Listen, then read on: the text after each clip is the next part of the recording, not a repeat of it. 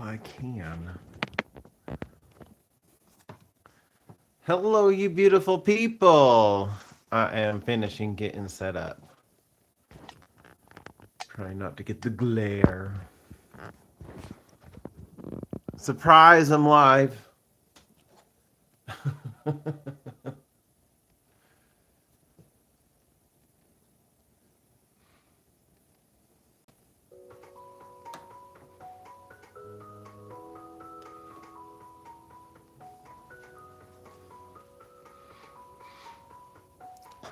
I don't do very many surprise lives, so like I wasn't even thinking about how I schedule them. I just schedule them and then I just go live. I wasn't even thinking about like, oh, I'm gonna have to immediately be ready.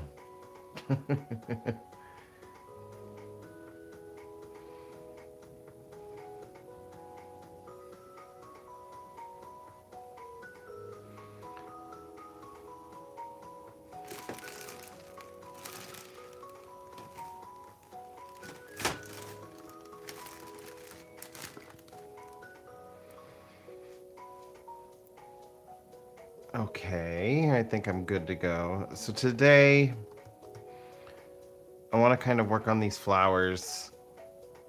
I'm not super happy with them. I mean, it is just the base coat, so like I do still got to work on them and figure them out. But there's a couple where I'm just kind of like, I'm not sure if I like the base color, but I could just be nitpicking. But I want to work on them and get those figured out. And I ain't too worried about like the views and everything. So I wasn't sure I was going to be able to go live. I had stuff I needed to get done today. I had things I needed to take care of, and so I wasn't sure I was going to be able to go live. And now I found myself with a couple hours where I'm like, I can paint. Let's just go live. I think I might just need to like permanently schedule my lives on Wednesdays. It seems to be a very consistent day where I have free time.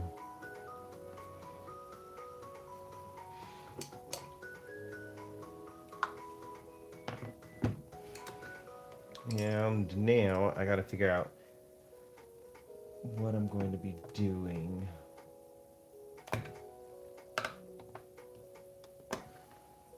How's it going, Rory?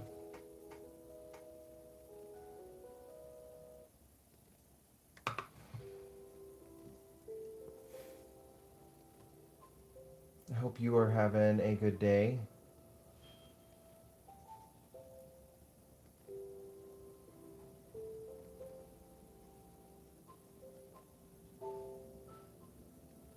I might need to even use my thinner brush. We shall see.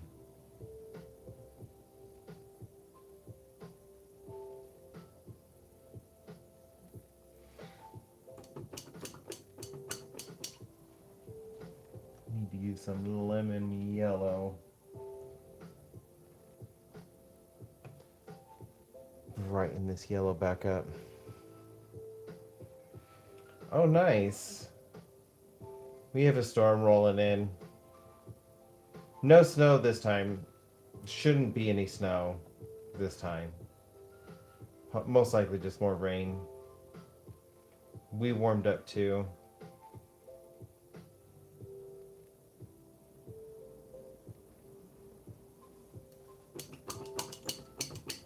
No sweaters for the doggies right now because they're comfortable.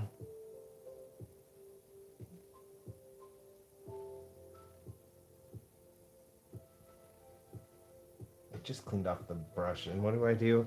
I stick the whole thing in the paint again. I just need the tip.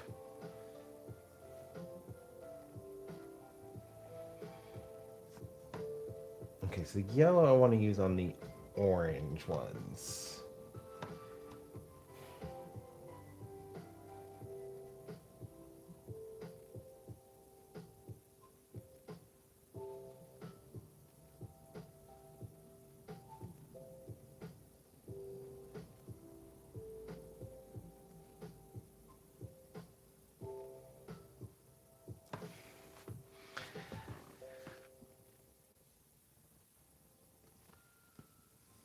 I think I'm gonna have to fix. They look so droopy, and I didn't realize this in the moment, but I realized it afterwards. I'm like, the flowers look so droopy and sad. I don't want sad flowers.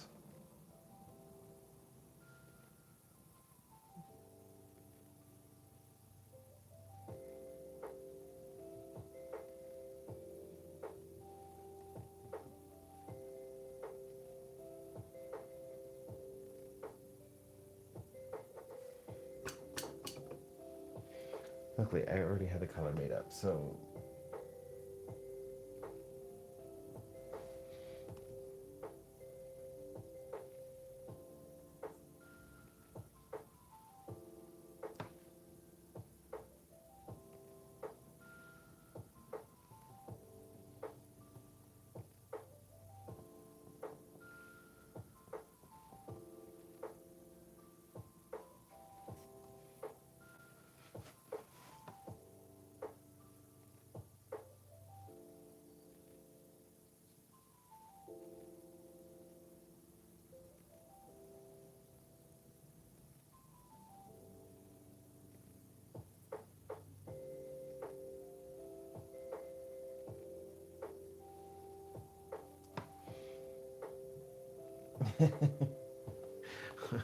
Oh, I'm missing a petal.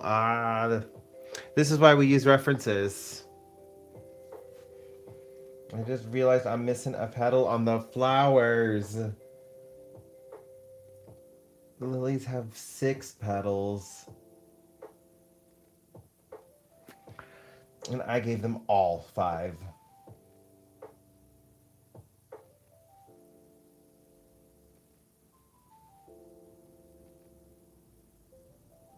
This one's gonna be a little big. That's okay. I think it's gonna increase the size of a lot of them.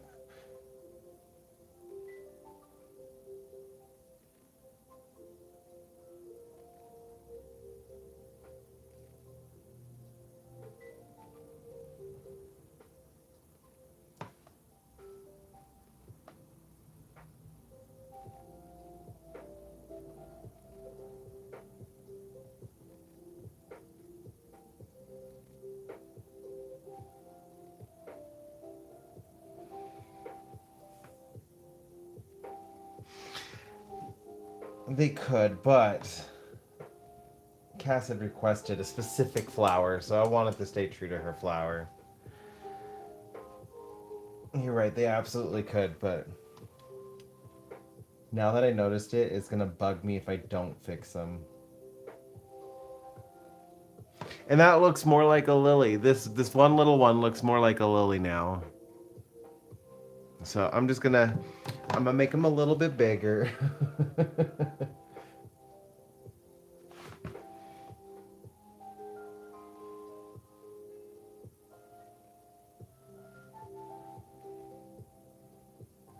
I wanted to work on them anyways because they're looking kind of sad.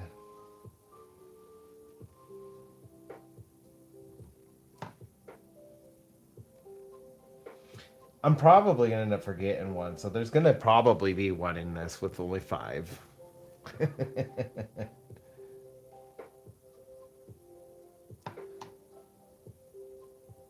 It'll just be like the little reminder of when they had 5 for a moment.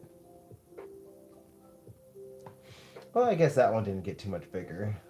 So I can fix some of them without increasing their size. But then, like, there's this weird one.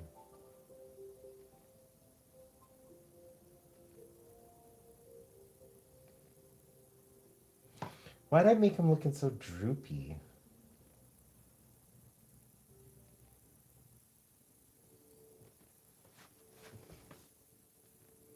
Yeah, they do kind of look like. I was just thinking that. This is painting this one, and I was like, it's kind of giving me Patrick Star vibes. And then you said it.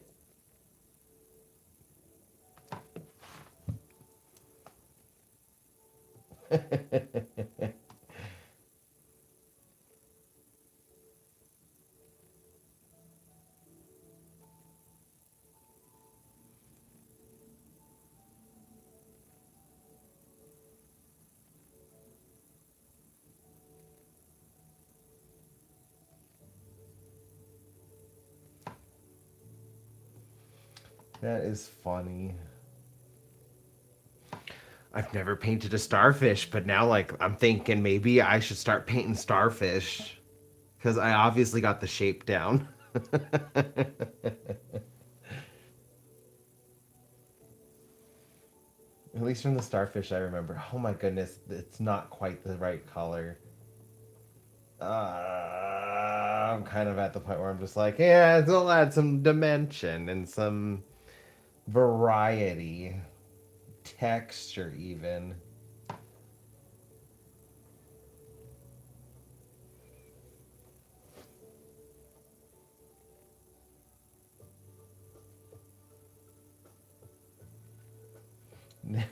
Now I have Patrick Starr's voice in my head as I'm painting each one.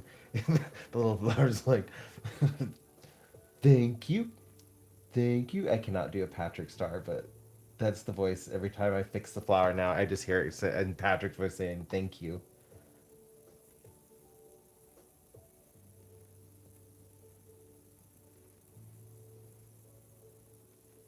I still can't believe I made them so droopy. Like, why would I make them droopy? I wanted them to be like heavenly and look at. They're so droopy. Like they look wilted.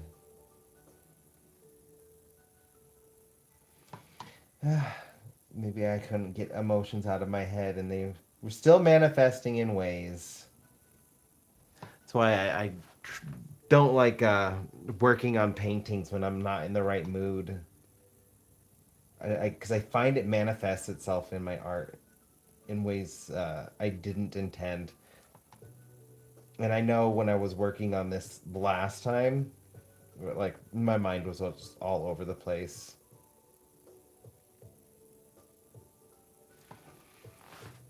And I guess my heavy heart is manifested itself in the painting as droopy flowers.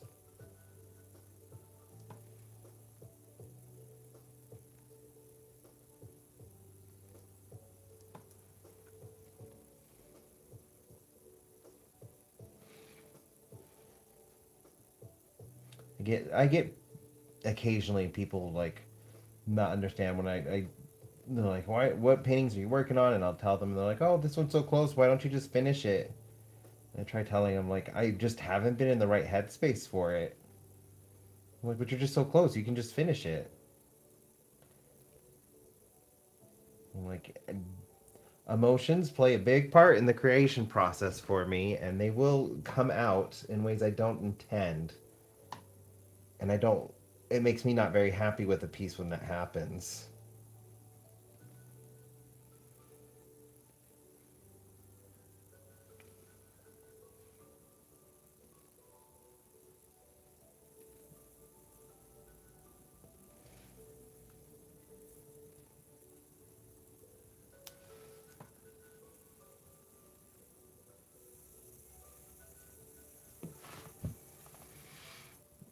No, I don't think that's it. Because lilies, they don't face upwards. They face like they face the viewer. When you like buy lilies, they face you.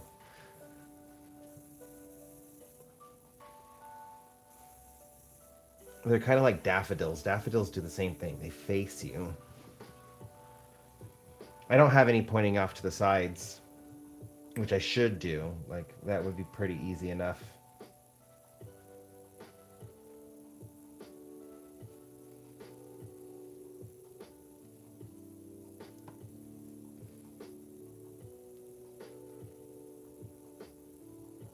Hmm. Yeah, I think I might just add like a couple. I did. You know what I didn't add that I wanted? I wanted. I added them up there. I added them over here.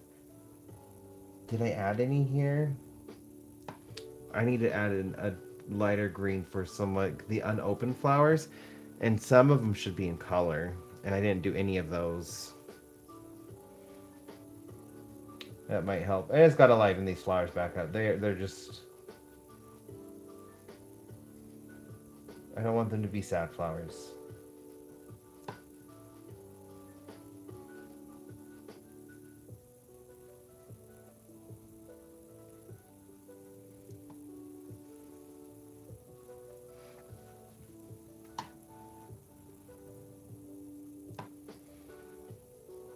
I have a feeling this little difference is gonna like really help me focus on the painting, like getting it done.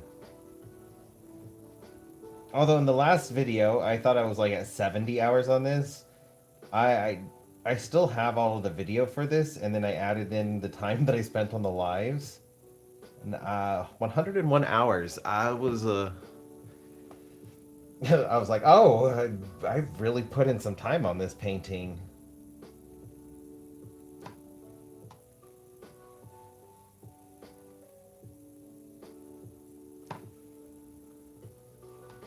So that was kind of a cool little realization.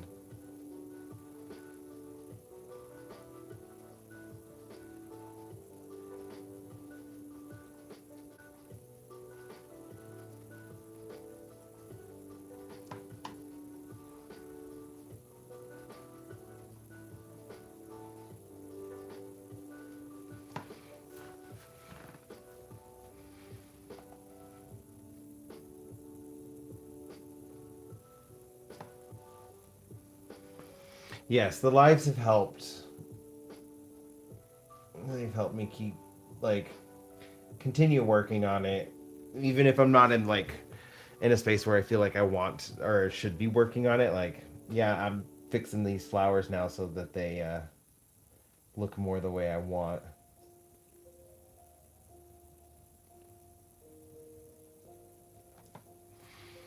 But I've still been putting in hours on it.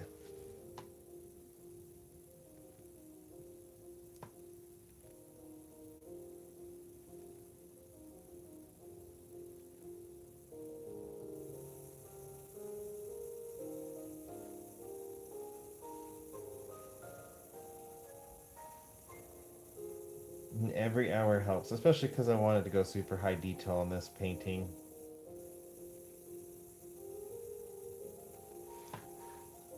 Like, I feel like there's 7 on this one for some reason. There's only 6. My brain is messing with me. Okay, I do want to add in some.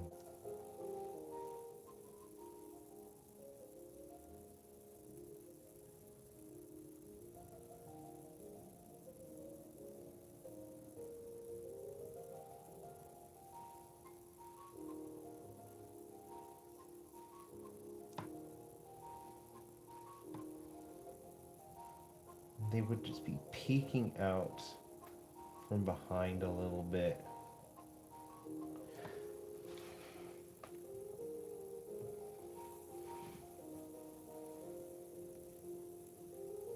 And I can add one right here that's from the side. Just like, I don't have to do as many from the sides. As long as I do a couple, it'll just give that illusion that there's more because of how many flowers there are.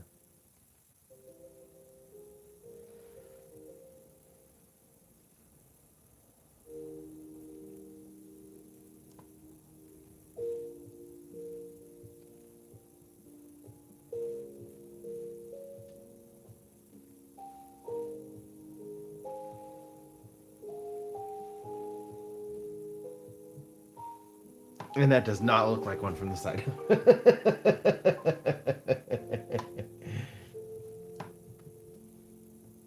Okay, so apparently it's a little more tricky than I expected.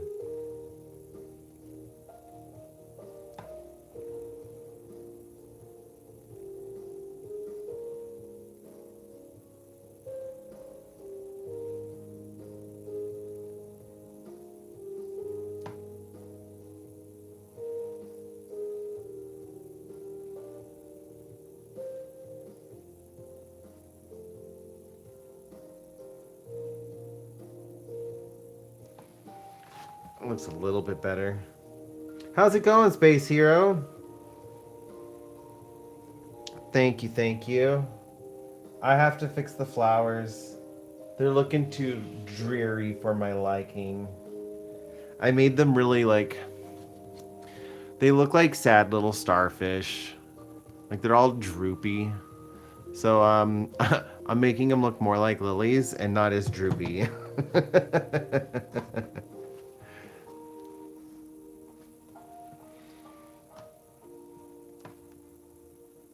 I'm just attributing it to emotions I wasn't paying attention to coming out in the painting in ways I wasn't expecting.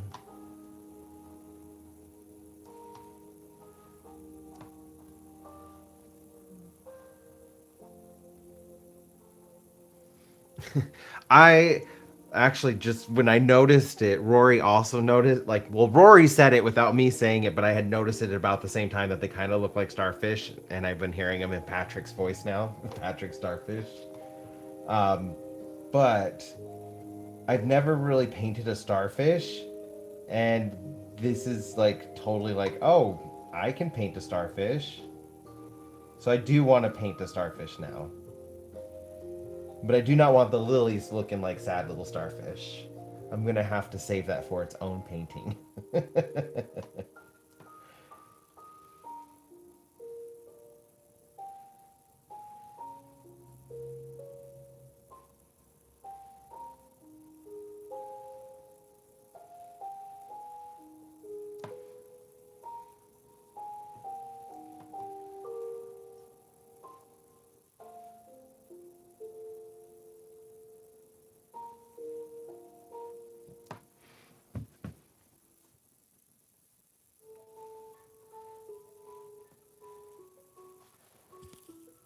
I might actually use that in like how much art can you make? Or maybe create this book, whichever prompt I'm doing next. I need to sit down and pick out the prompts. I have a couple pages like flagged in how much art can you create for ones I might want to work on. I definitely just want to go out of order.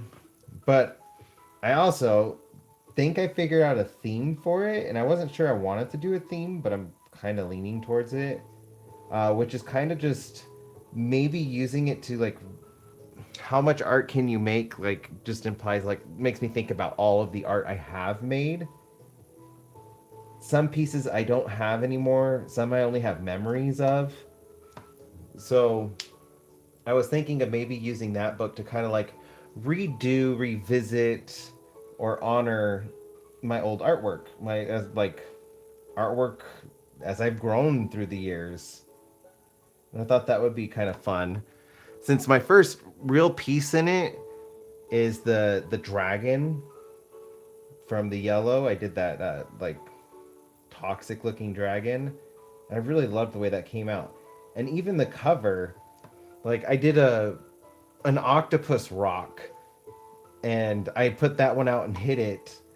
The back cover kind of reminds me of that, and then the front cover kind of reminds me of create this book too. So like, it already looks like there's some like recreation pieces in it. So I was thinking like it might be cool to do that. All right, Space Hero, have a good one. Be safe. Have a good night or day. I think it's day for you.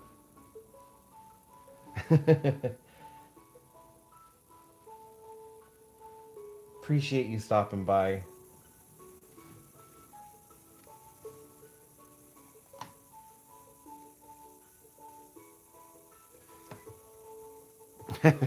Well then, good day.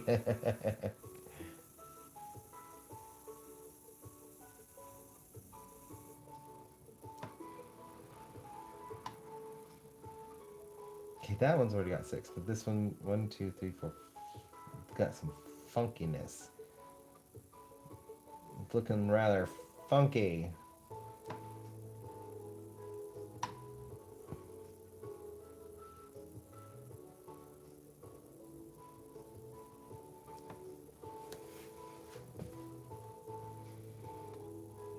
Okay, so I think I did them all here.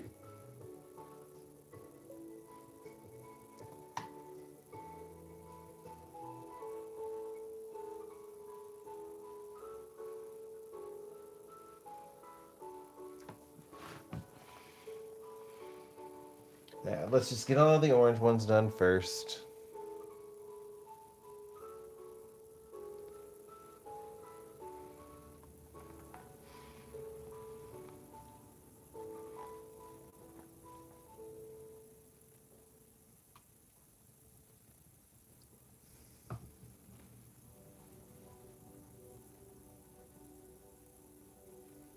At least I didn't make them too much bigger. Like, some look a little bit bigger, but for the most part, they don't look too bad. They look intentional, which is what I wanted.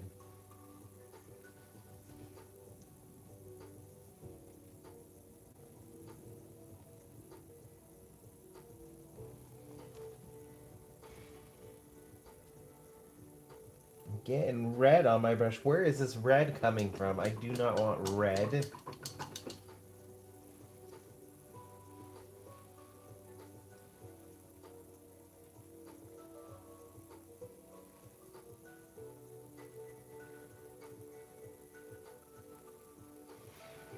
There's going to be red in Cinderace. There's going to be pure yellow. There's going to be white and green. And then blue. So, like, the colors that I'm using in the background aren't going to take away from the main subjects, the main characters. They're going to stand out. Plus, there's a lot of white. White's going to stand out. Cinderace is very white. Jirachi has a lot of white.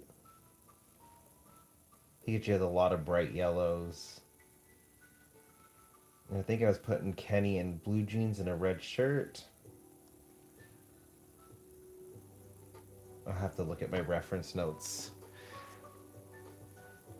That will probably be within the next few videos, though, so I'm gonna need to look at those again.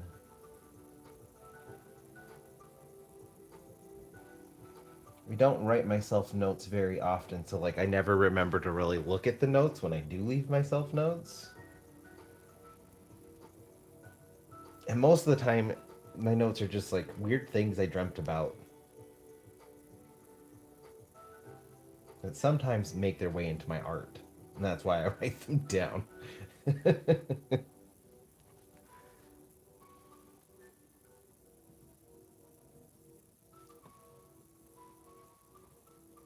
I'm definitely going to need to use a lighter green, though.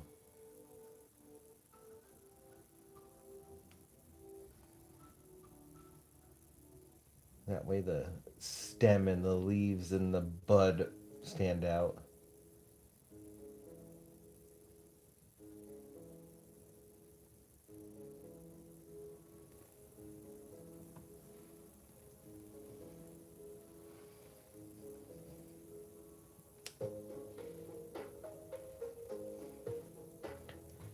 I think I'll do it for Create This Book. I've got a lot of, like, just saw your starfish comment, Rory.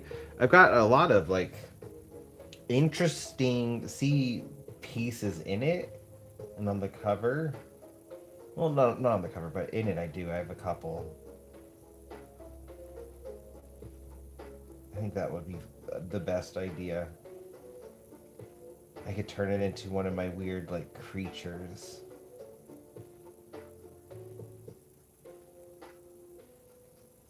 Okay, this one's gonna need to be bigger.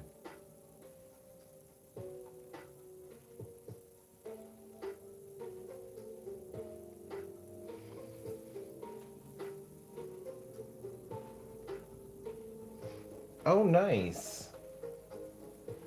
What kind of piece would it be? Would it be like a wild horse, a racehorse setting on the ranch? Just the horse by itself?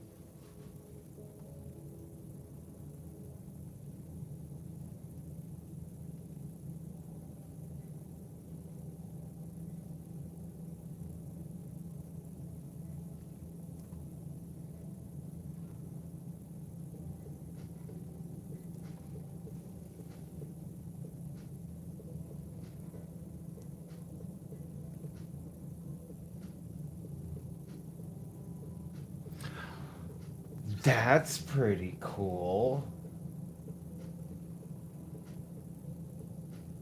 I really like the representation of the spirit with that. That's a fun idea. I think would be a great way to honor your second horse.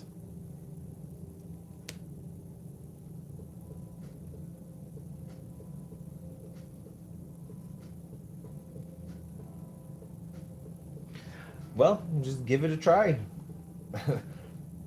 Nothing wrong with just going at it and figuring out what you're gonna need to learn to make it look the way you want it to look. One of my first sculptures in my ceramics class in college was a 2.5 foot tall sculpture of one of my favorite Pokemon at the time.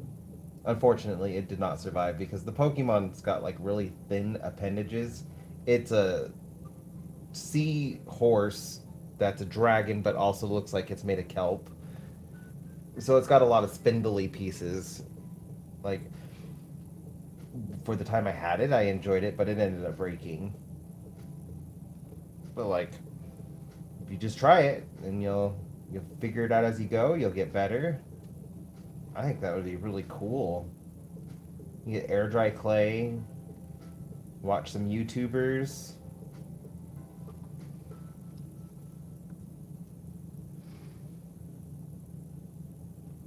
Yeah, polymer clay would probably be really good for something like that. You can get like a little stamp so you can like punch out, just like roll it out so it's really thin, and then just stamp out all of the leaves that you need. Kind of make it easier on yourself, depending on how big you want to go. I know lots of people who use cookie cutters with polymer clay. I don't know if I even have any pictures of it. If I do, I'll have to like one day share those. I don't even know if I have pictures of it. Thing was so much work. Learned a lot. I'll give it that. I learned a lot, and it survived for my grade. I got an A on that. That was all that mattered.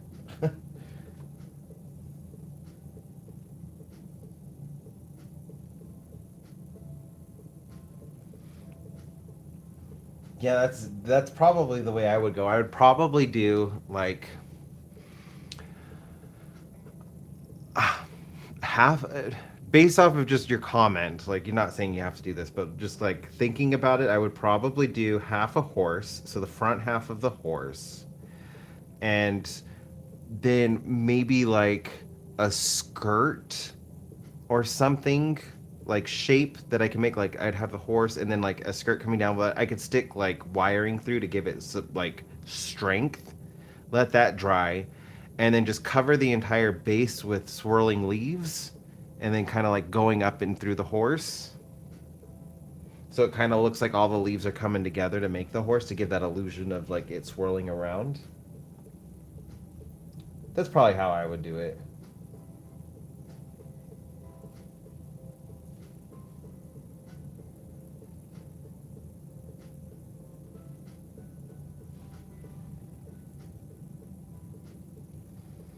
Yeah. You could even like maybe just buy a toy horse, like, and then just gesso it or prime it, and then paint it to look the way that you want. And like, I know you could go to like a store that sells any kind of like beads for necklaces, and you can get like ones in the shapes of leaves, because they do make little tiny beads that are in the shapes of leaves, and then you could kind of like do the same kind of thing. There is a moth in this house. Sir, you were not supposed to be in here. I need to get you out before Eric gets home, but I need it to land so I could catch it and release it.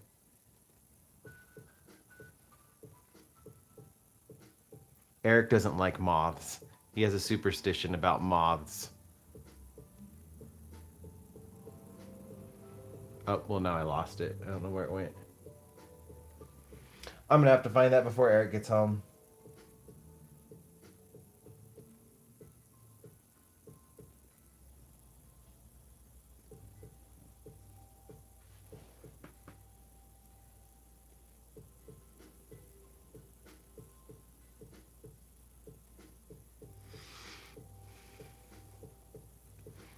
You always just like use a drill and drill out the pieces of the horse that you don't want.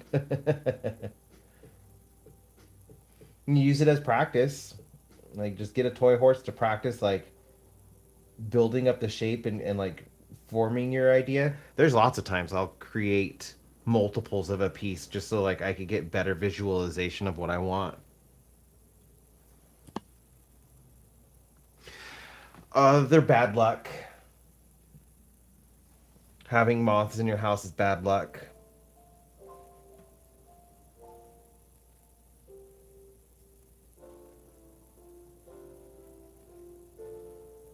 And they give them kind of the heebie-jeebies.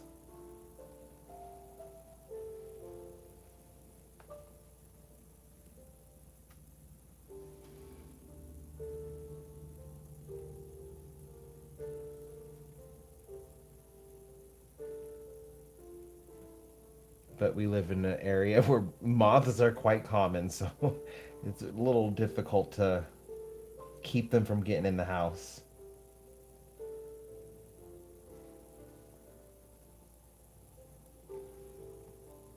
I just catch and release.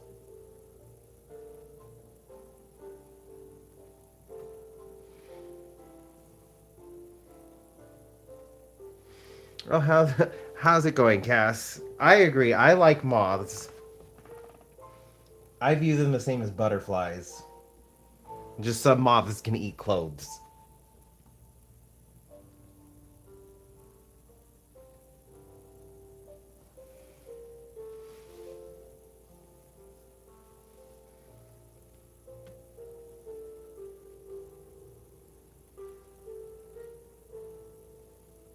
Yeah, that could also work. Using scrapbook paper.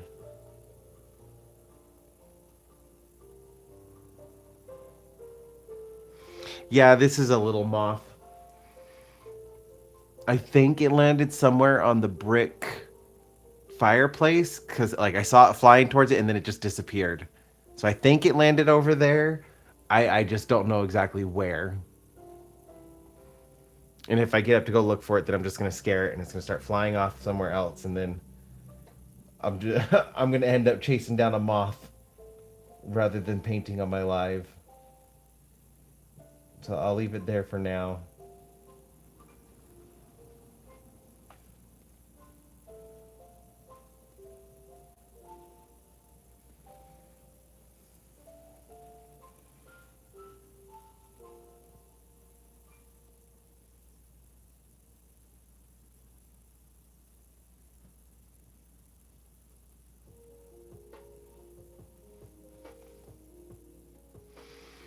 I have to fix them. I like how these look a lot better than like these. They look like sad starfish. I'm guessing I just wasn't in the right headspace when I was painting them, and so like heavier feelings was coming out in the painting that I didn't want in the painting. But now that I've noticed them, I have to fix them. But it's also adding like some texture and differences within the flowers. So I'm liking that. Like it's not all for nothing. And I'm going about it a lot faster than when I was adding them in.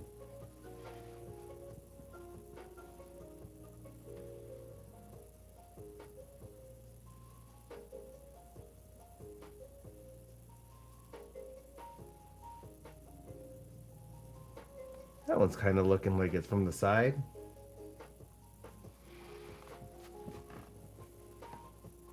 Now, can I recreate that in the opposite direction over here?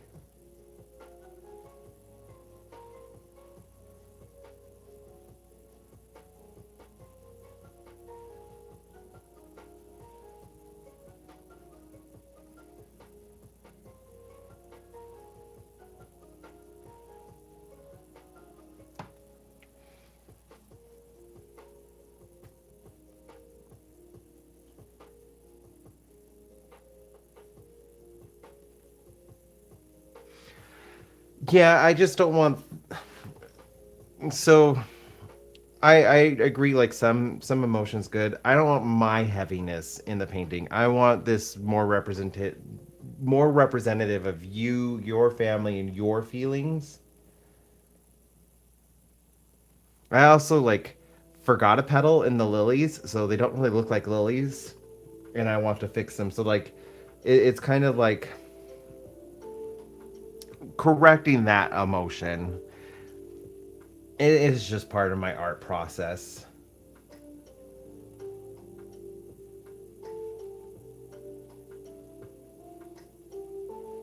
And it just something I'm weird about. Like I like try to stay true to like the emotion that I was feeling originally needed in a like was needed in a painting, and when that emotion starts like shifting, it causes me to like lose interest and well, not necessarily lose interest, but get frustrated and need to step away because it's just not what I was envisioning for it.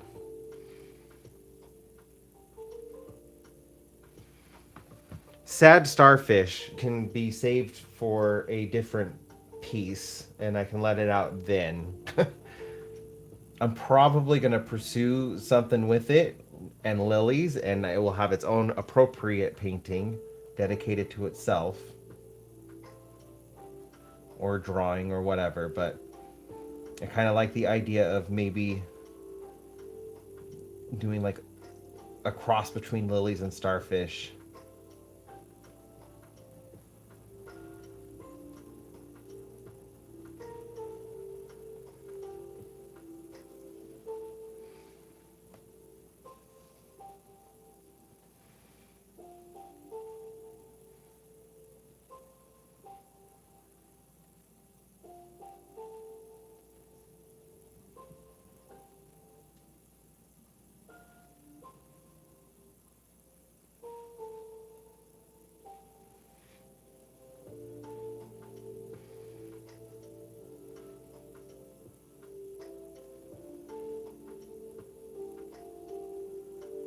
And they definitely look more like lilies now. I wanted like I was so hyper focused on the lilies. I have to do the lilies justice because it was one of the things that was hanging me up from working on this is the lilies because I was putting so much like importance in my head about these lilies. I gotta be happy with them.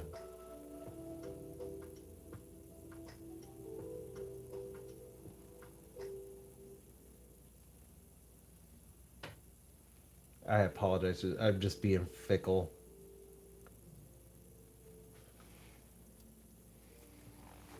And I do like. I don't know if you can see it on there. This is probably my favorite part of the painting, though, is you can see the trees and the sky right in between little parts of the lilies.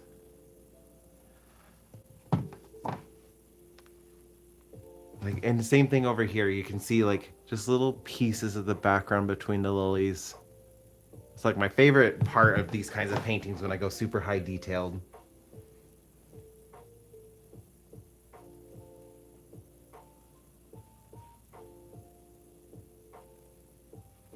Because you don't always notice it at first.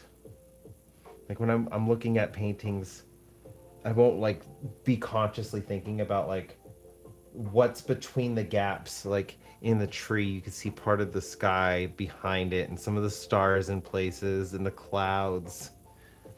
But when you're like just focused on the tree, that part disappears. And you only really notice it when you're like really looking at it.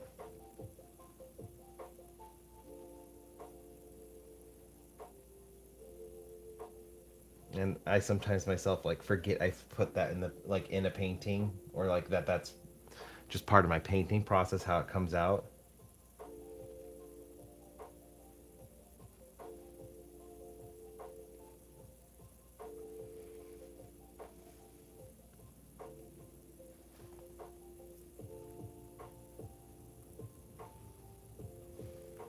Yeah, once it gets really close, you can just see all of the sky and everything behind it. But then when you're just looking at it as a whole, like it just looks like the tree.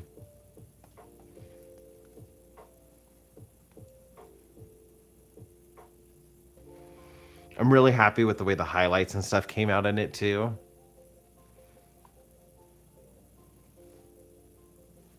Like all of the darker greens.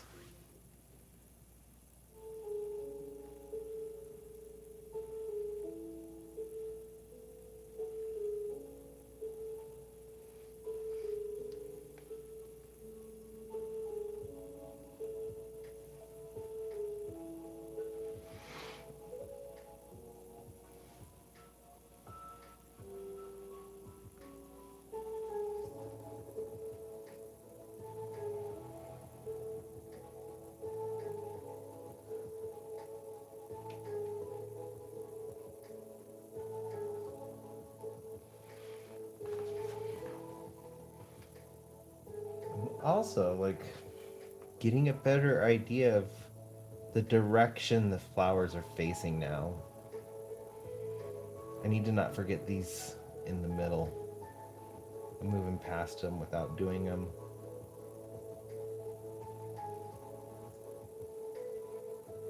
And then I'll notice again when I go to like paint the inside. I'm doing this yellow and this one in the corner. I'm doing this yellow in the center of all the orange, and I'm thinking of doing uh, a lighter purple in the center of the purple ones, like a more pinkish purple, and then all of the final details, like see if I can recreate some of like the speckling and stuff on the petals.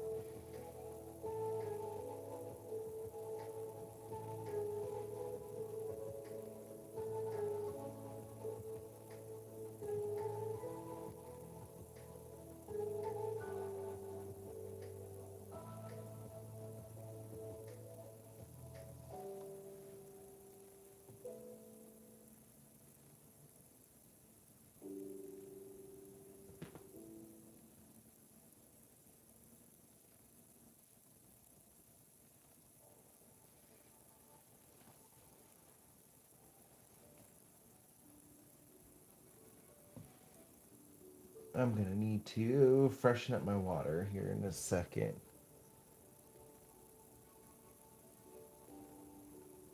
It's a little dark and it's gonna start darkening this orange in a way I don't like.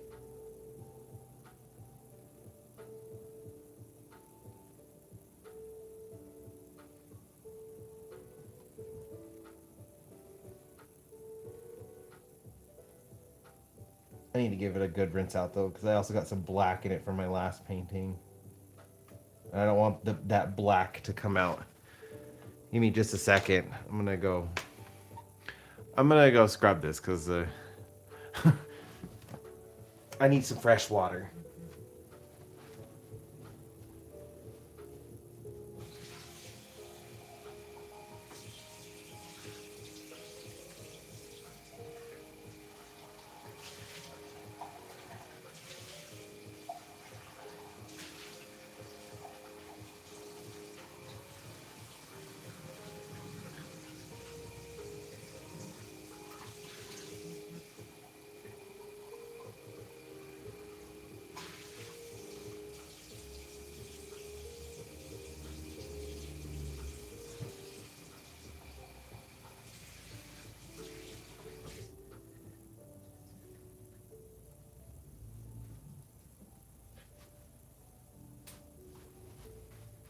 That's better.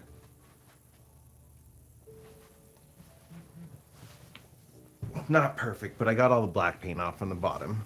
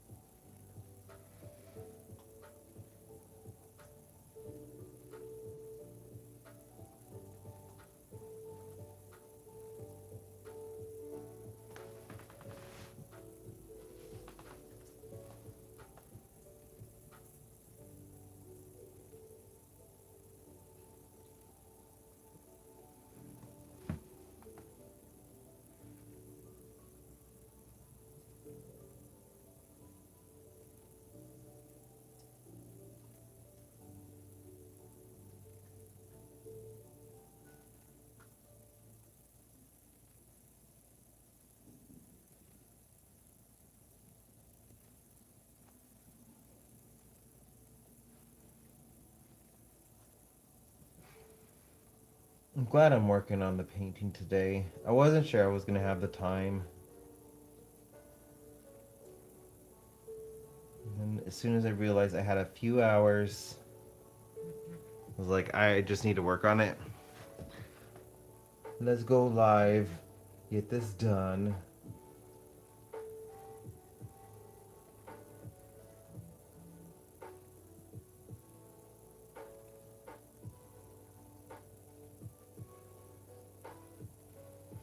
Helping me feel like I'm being a little more productive today than I anticipated. And that's a good feeling when you feel like you got more done than you were expecting, but it was stuff that you wanted to get done.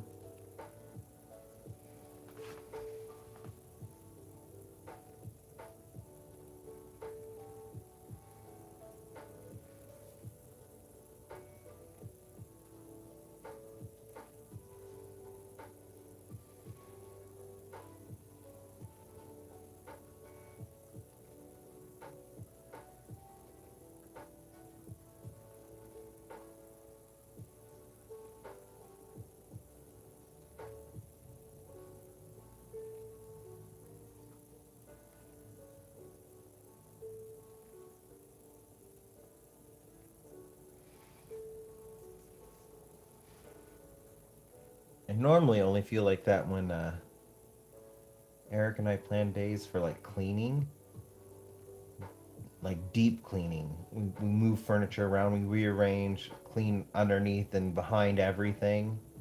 We normally plan like a couple to a few days. But sometimes like we'll do the deep cleaning, and I try to stay on top of cleaning as much as possible. And we do our deep cleanings like every 6 months or so. But like it feels really good when we go to deep clean and like it's not as dirty as we were expecting, and then we get everything done with a day to spare. And so then we end up having like a free day together. And we're like, oh well, I guess we didn't need this extra day for cleaning. And it's because and I'll feel like I got more done in a shorter amount of time.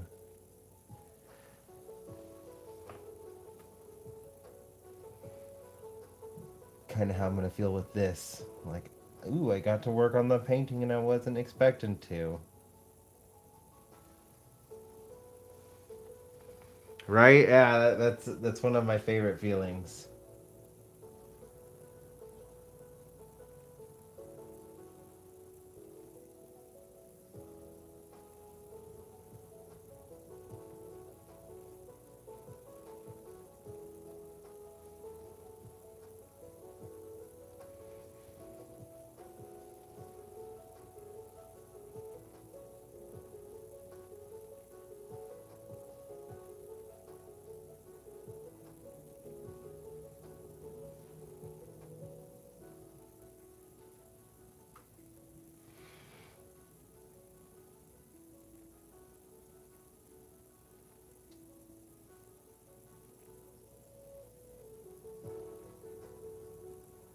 And then after dinner, the garage should be warm enough tonight that I can do the final coat of sealant for Annabelle's present.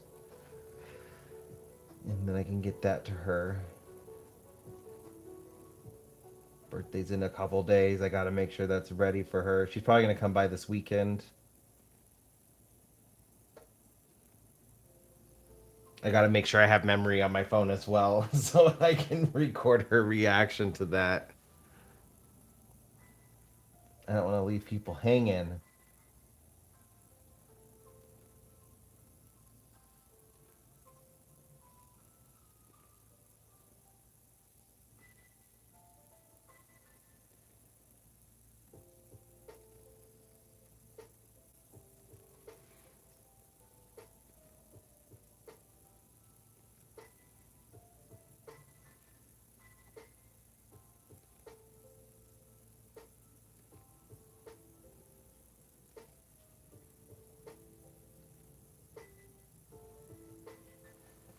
Did I get them all? I think I did.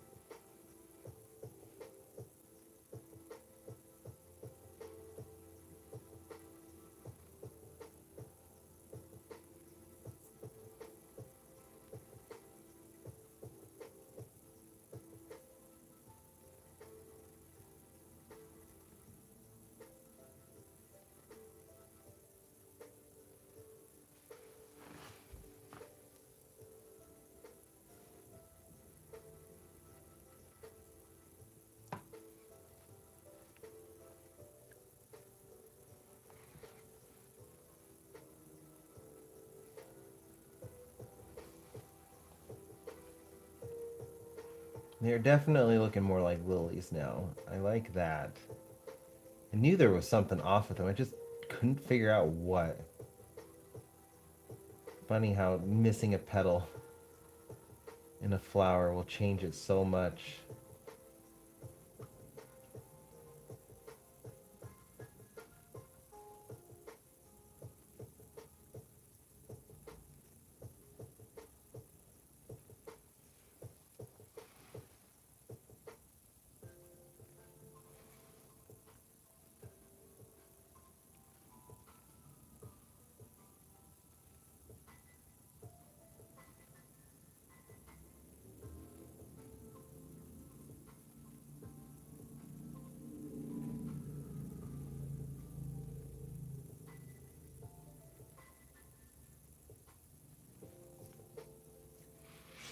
That looks better.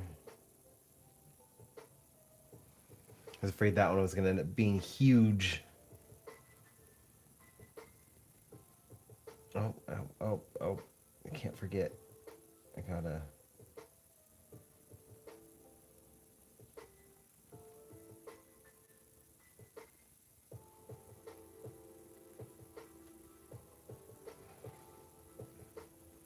Do a couple.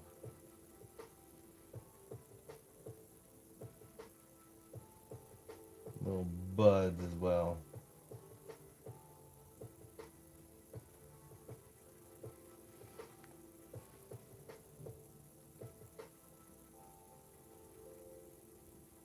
Did I do any over here? I did not do any over here. I'll get one added right there.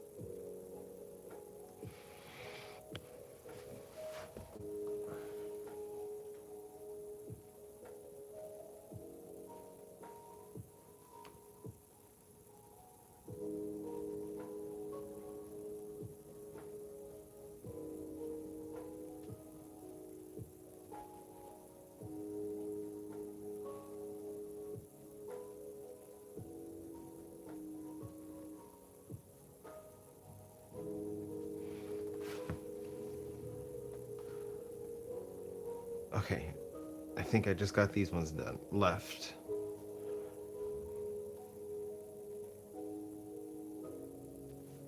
They also look like they're naturally placed. Like they don't look manicured. It's one of my biggest issues when doing landscapes is I get so like stuck into like doing things. I start creating unintentional patterns. It happens a lot in the start, like when I'm placing stars, I'll do patterns. So it's something I try to watch, and I don't really have any patterns going with the flowers.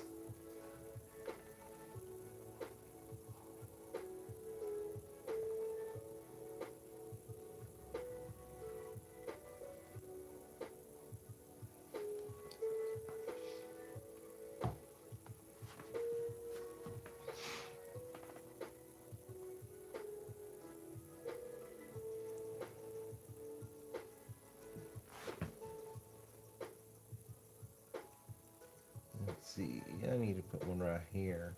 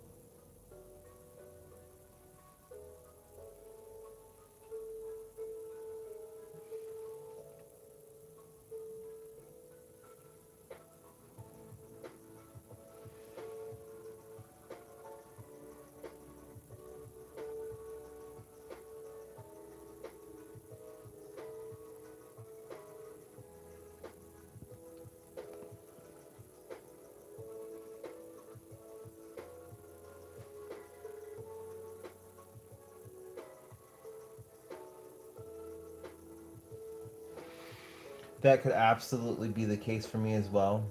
Just seeing a pattern when no one else would see one.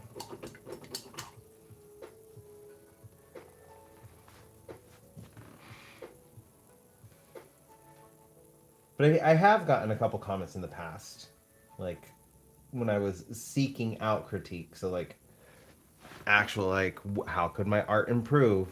One of the things I used to get a lot, and it wasn't just one person; it was multiple people. Was that my trees looked manicured, and it was because there was a clear pattern in the leaves and the way that I was placing them. So that's something now like I try to stay cognizant of when I'm doing any kind of landscape.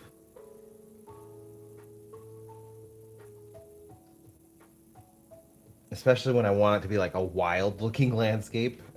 There wouldn't be manicured trees out in the wild. So maybe because I gotten that critique in the past, now I apply it to like every aspect.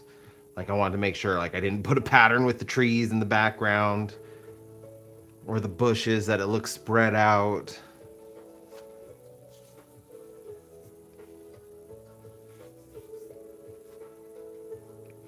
Yeah, they can be difficult. But I do find like when I'm actually like watching for that kind of stuff, I tend to not make those kinds of choices. And I do like the way that the finished product looks. So I shouldn't be too hard on the process. Sometimes over analyzing and overthinking choices does benefit the art. I'm not saying it always does, because sometimes it can be too much, but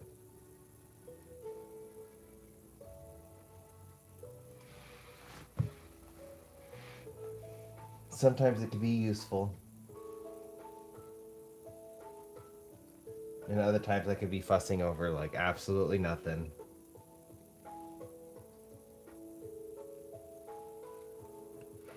And I've gotten that before too, where somebody would be like, "Oh, let me see your progress," and I'll show them my painting, and then they look at me and they're like, "Show me a picture of how it looked before," and I show them a picture of how it looked like prior, and then I show them this one, and they're like, "Oh," and I'm just like, I added like 10 more hours worth of work, and they're just kind of like looking at me, looking at the like before and looking at the after, and they're like, "Not a lot has changed." I don't know if it's like was necessary for you to spend another 10 hours because the change wasn't noticeable. So like that's something else I try to watch. Just like, is it meaningless detail that I'm trying to change, or is it actually going to impact how the painting looks?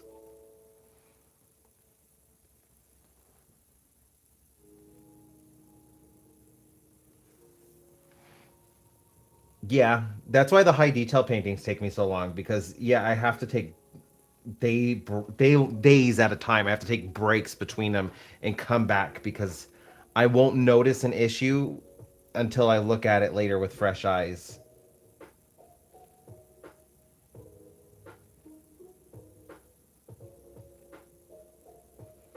And typically in those moments where like I just do a whole bunch of meaningless detail is because I'm not taking breaks to like step back and look at my art. I get hyper focused, and then like I just work on detail that doesn't really matter. It doesn't contribute or take away from the finished product. There is a hair in this painting.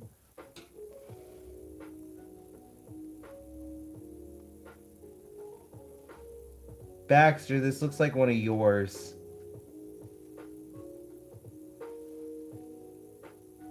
And it broke. And this is why I keep tweezers with me.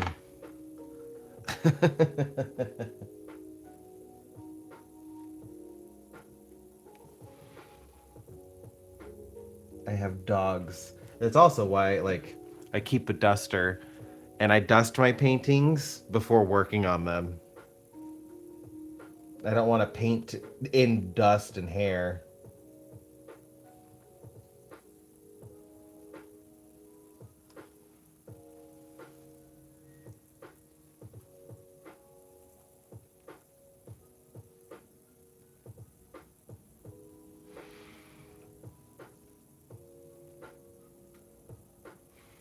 I don't do that with all of my drawings, but I have done it with some.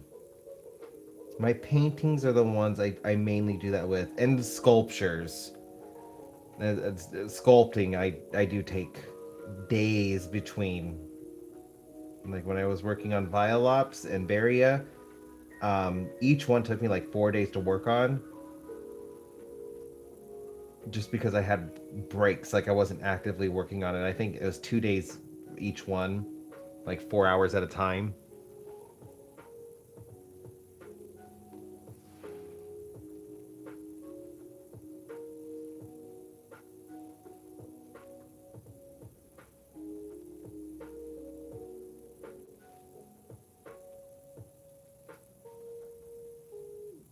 But I haven't tried doing a super high detailed pencil drawing.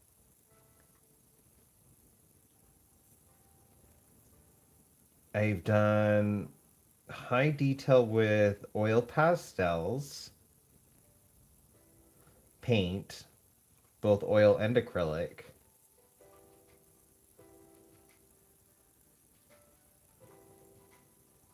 But I haven't done it with pencils. Maybe I should try one with pencils this year.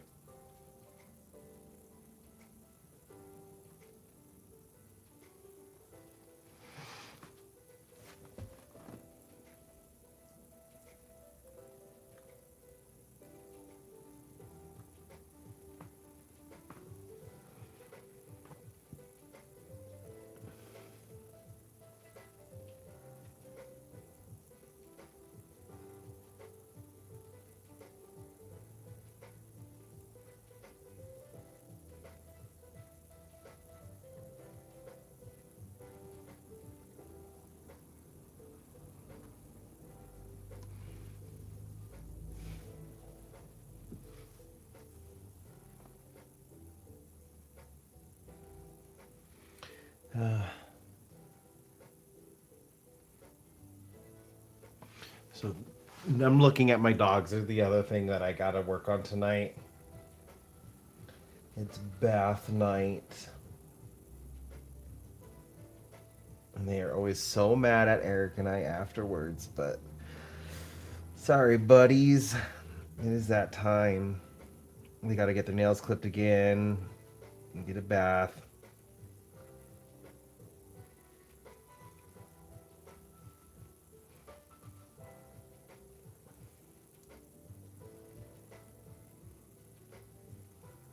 I could put one right here.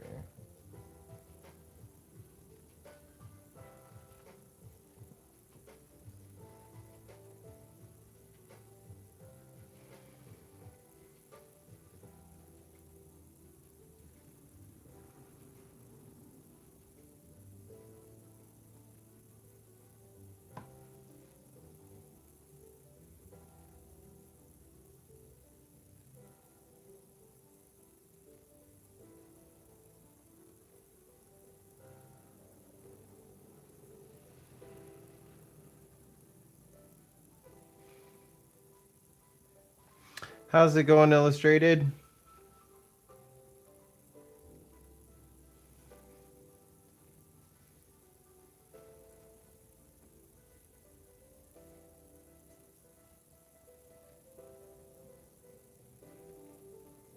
I am fixing the lilies because I forgot a petal. Lilies have 6 petals. I did these with 5. I've also established they look like sad little starfish. I'm going to use that idea in a future painting. But that's not the vibe I wanted for this one, so I'm making them look more like lilies before I add in more detail work.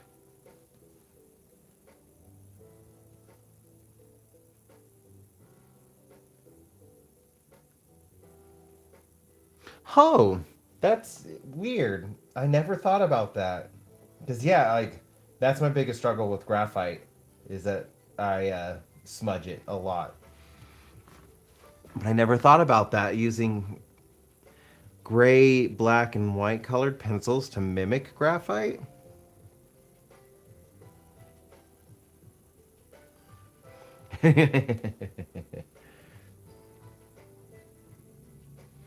Those plushies are going to be fantastic, though, when you're done with them.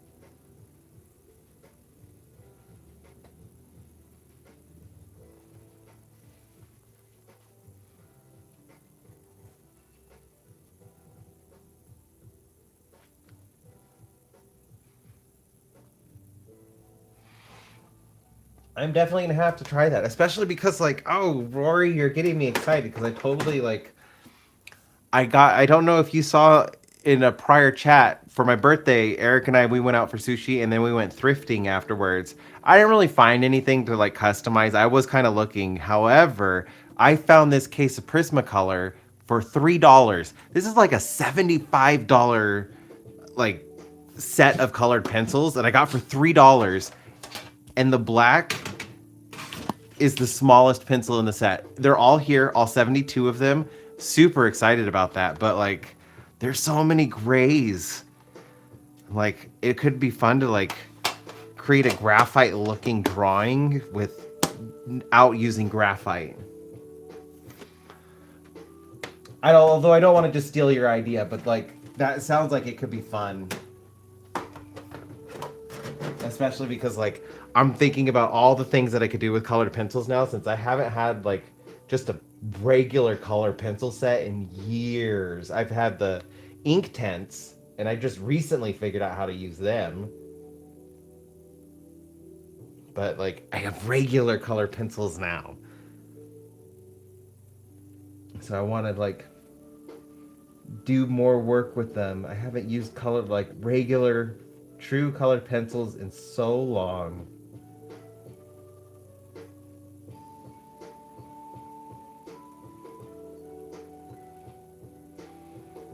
I think yeah, Anchored Art. I watched some of her videos, and the way that she uses colored pencils is really inspiring. She's so extremely talented with colored pencils. But she's giving me like all the ideas and things I want to try and techniques to see if I can improve.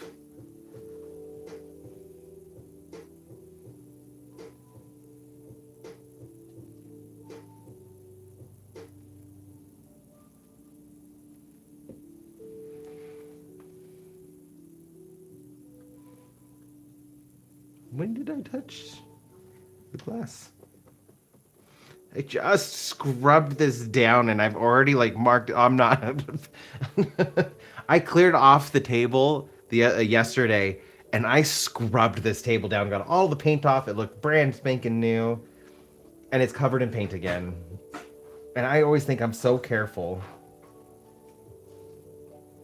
Apparently, I am not. Paint is just too messy.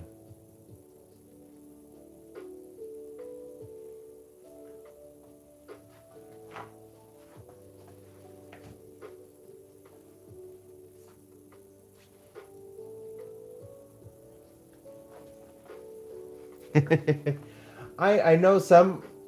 I try not to be that kind of artist, If somebody has ideas that they want to use with my techniques, I tell them go for it. And if I can inspire somebody to like create using their emotions, I'm all for it. But I do know some artists, they get very protective over their techniques and their ideas, and I find that fair. Everybody's different, so everybody's going to be different.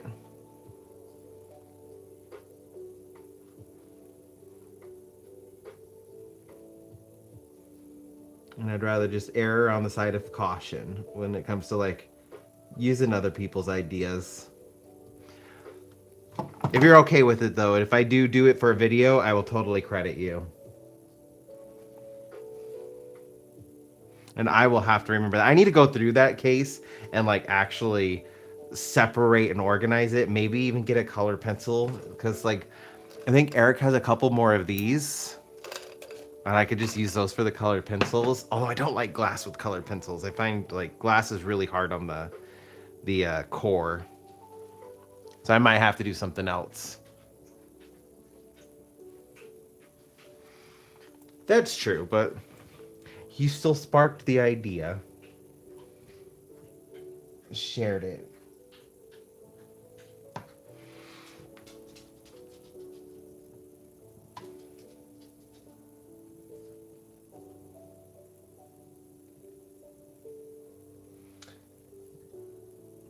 All right.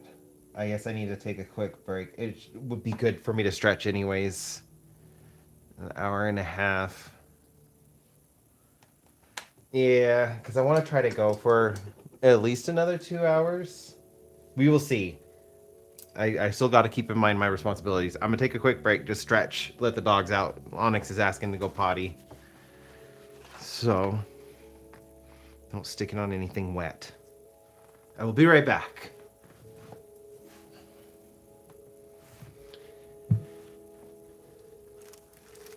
Okay, come on. I know you want to go potty.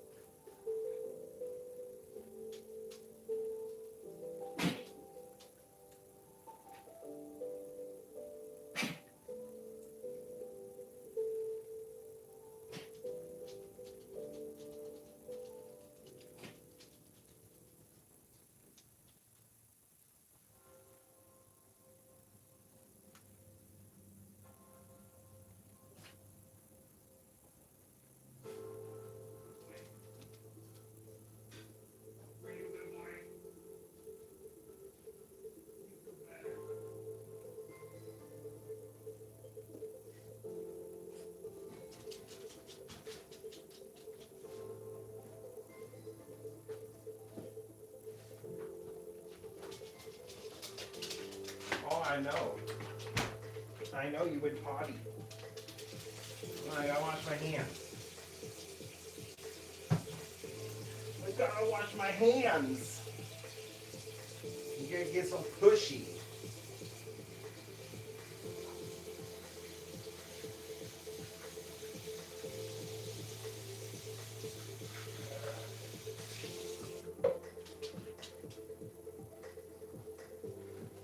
I know I'm getting it. I'm getting it. I'm getting it. You guys were good boys.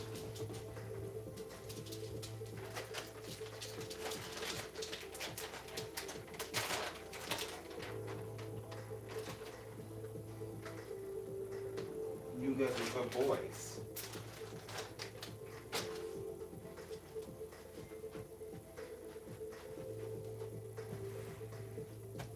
Okay, I'm back.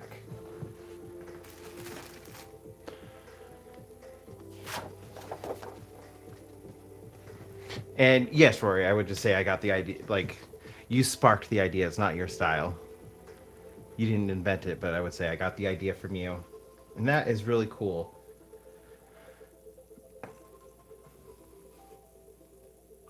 I will say that was. Do I have it? Oh, I think I do. I do. It was right here.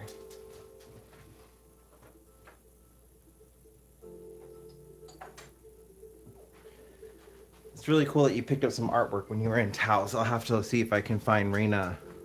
Um, I didn't get much artwork, but I did get these in Hong Kong. And I was watching the guy paint these.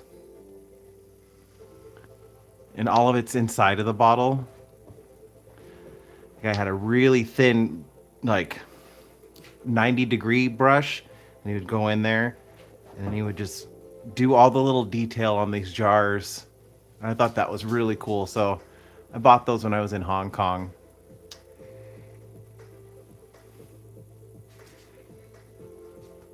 Something I've wanted to try, but I'd have to buy specialty brushes for it.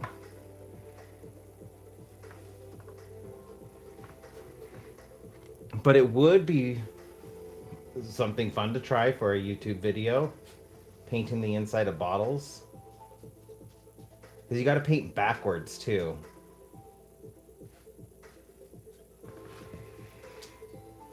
Yeah, I was really happy with those. And the guy wouldn't take more money. Like, I think he was charging something like $2 a bottle. And I tried just giving him, like, I don't remember how much I tried giving him, but I remember it was more money than he was wanting, and he was like, no, no, no, no, no, no. And he just wanted to charge me the price that he was charging.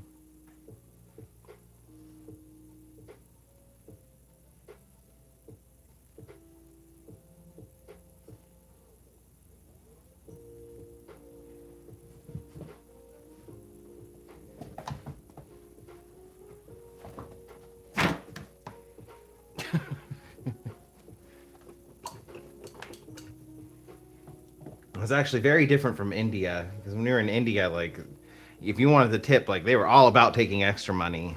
And when I was in Hong Kong, yeah, the guy was just like, no, no, no, just how much he was charging.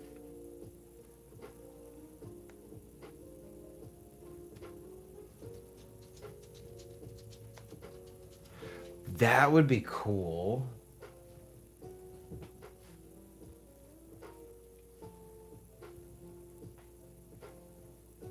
I have wanted to try stuff with China. That was actually one of the things I was looking for when we went thrifting, was China that I could paint on. We didn't find any. I was actually kind of like surprised. A lot of the thrift stores were pretty cleaned out.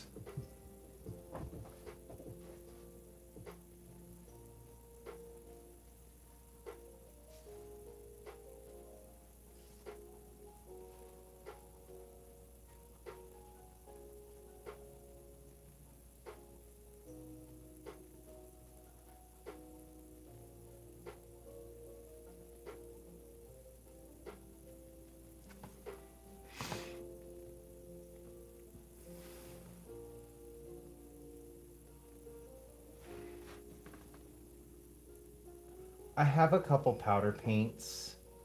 They're old, but I do have a few. I don't think powder paints expire, but I have no idea how to use them either.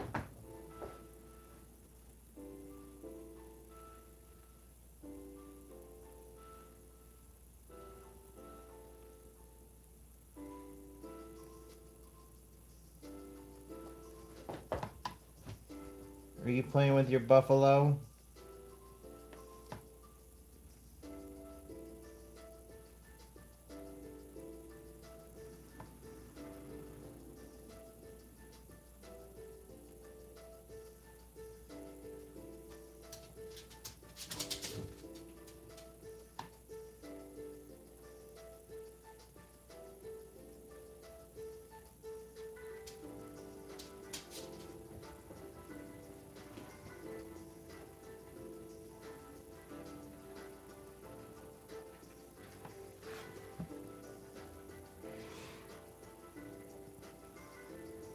There are a lot of different art supplies though that I would love to try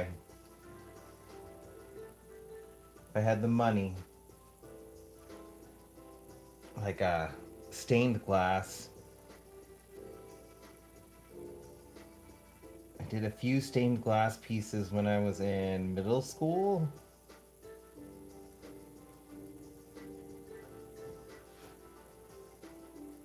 I wouldn't mind doing that again.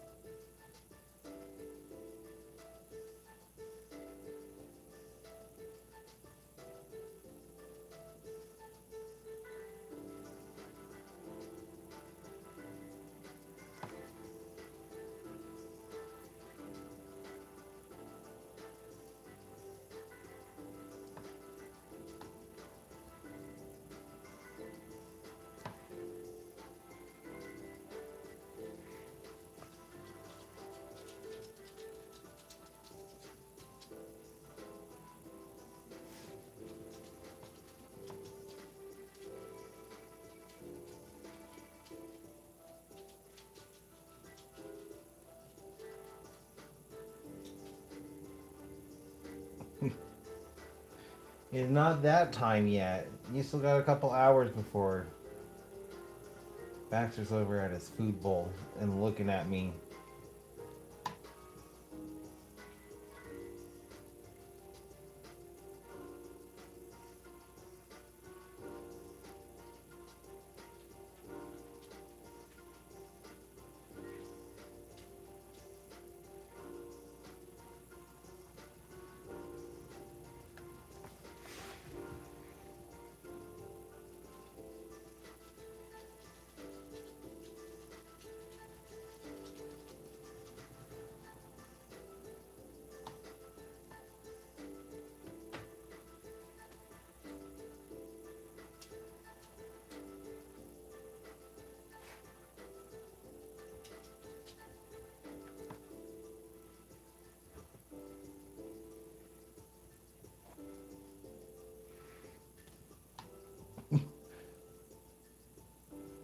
Now he's sad. He's laying on his bed.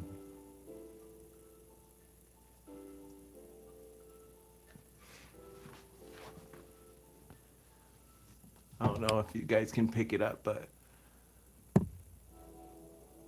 they're definitely looking like lilies now.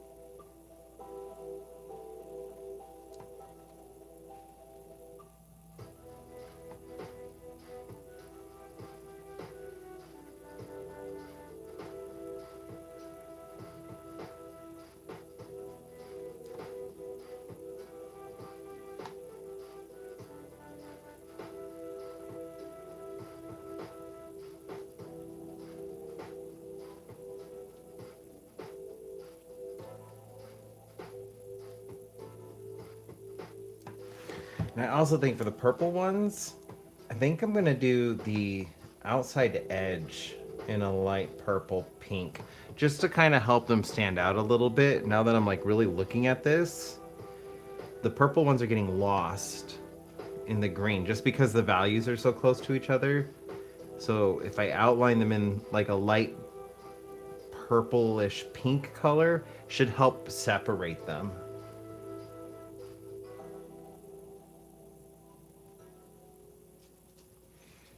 I mean, I know like doing the inside would also help separate them a little bit, but I think the outside edge would be better.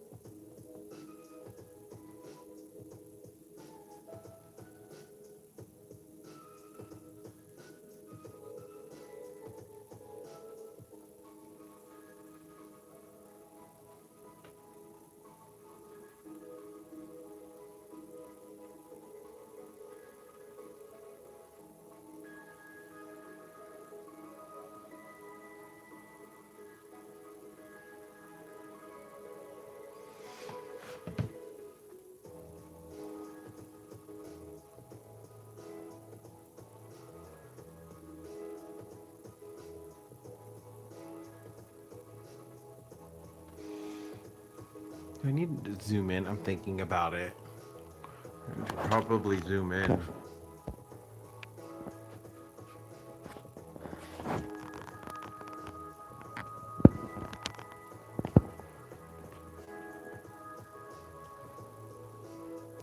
So you guys can actually see what I'm working on since these flowers are so small.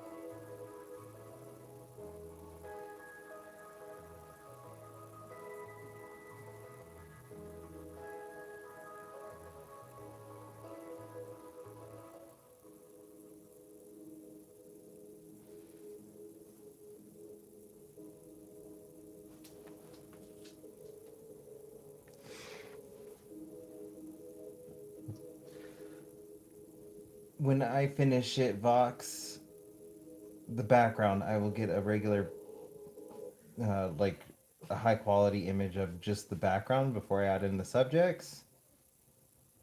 And if Cass is okay with it, and I might offer this one as a print. Just got to make sure she's okay with it since this is a painting for her.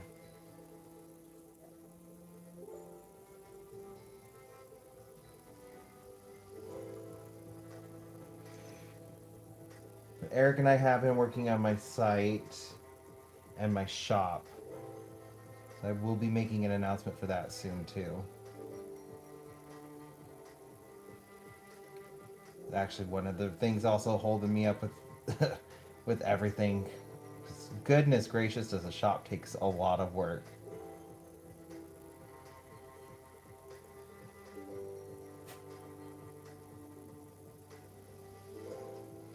And I'm learning Procreate, so like I can actually do stuff with my artwork.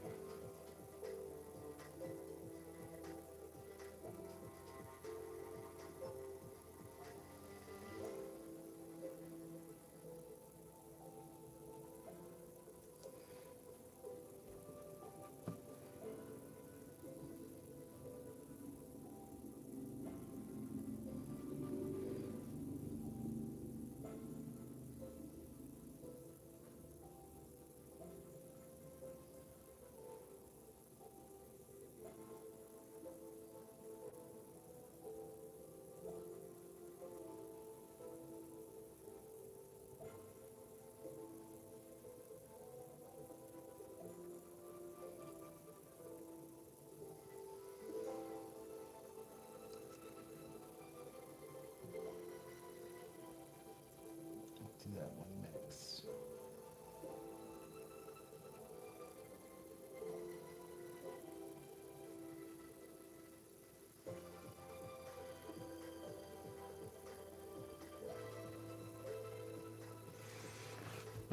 I still need to go in the center of these with purple.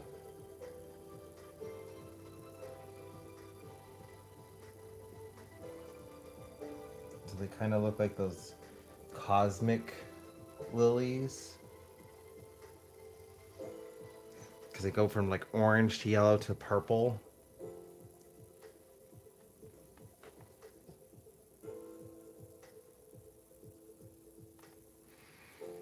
Yeah, like I thought that would be like a really good time setting for this one. The idea, since I still need to place Kenny in it, and since Kenny was 11 years old when he passed away, I was the idea was like forever playing at like the twilight moment, like right before your mom would call you in for dinner,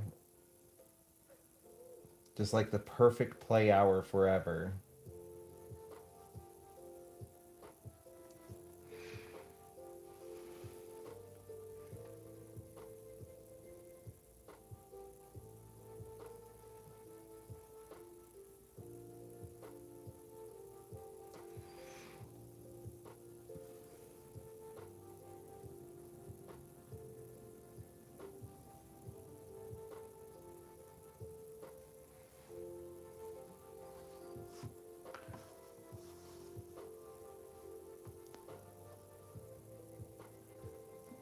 Make sure I'm in shot.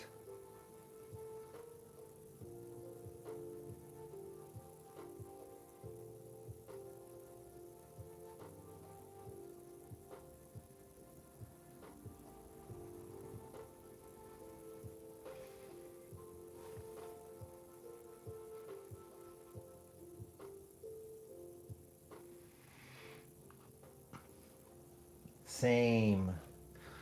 It was also a little bit different for a landscape because Cass is from the Midwest. So I was trying to like capture those kinds of rolling hills. Not necessarily like she's not from the Midwest. It's super super flat. If I'm remembering like images I looked up, right? Like it's not super super flat, but it has like a flatness about it in those rolling hills, and I really like how it looks super flat in the horizon, but there's multiple hills, kind of like giving that illusion that it's really really flat.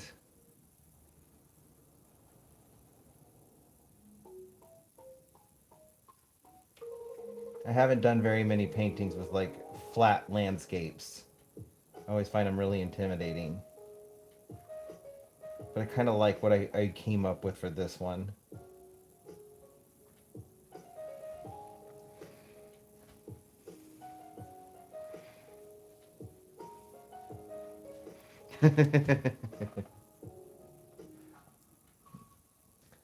I am glad you're really liking this, Vox. Or Vex, sorry.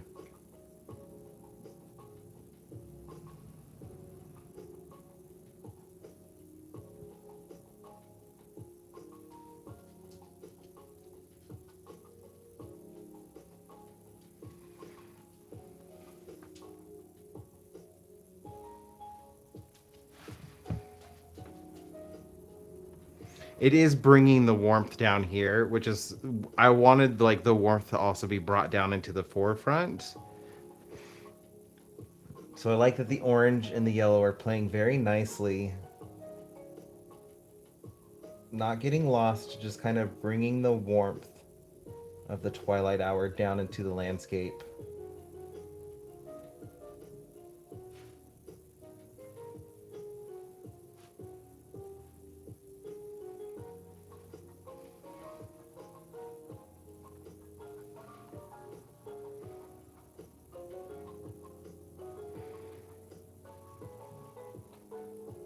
I have been pretty exhausted myself, and life just doesn't seem to stop for anything.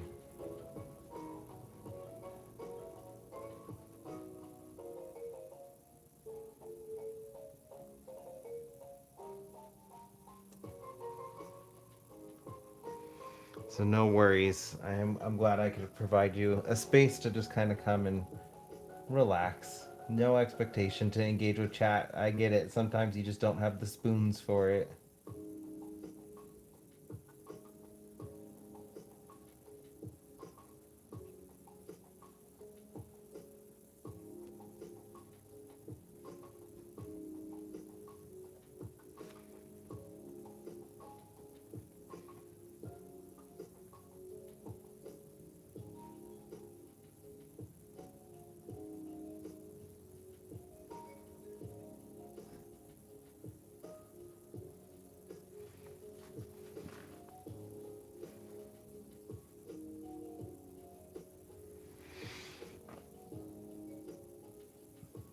I've been struggling with it. I'm a little disappointed in myself, but like I'm also trying to give myself grace because like I just cannot get my videos edited between like working on my projects, working with the dogs, working family, trying to stay up to date with world events. So I knew something was going to end up giving. I just want to like get back in the rhythm of being able to edit my videos again.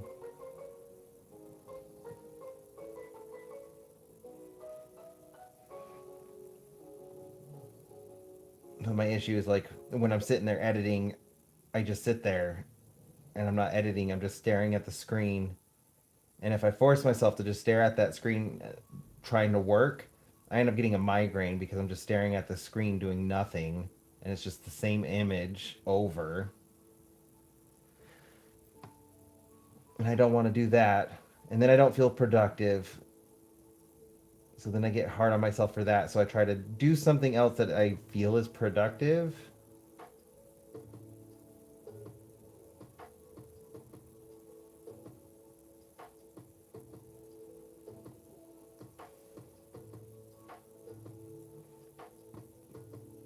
And I honestly think it's just all in my head. Because I can edit my shorts, but those at the most take about an hour to edit.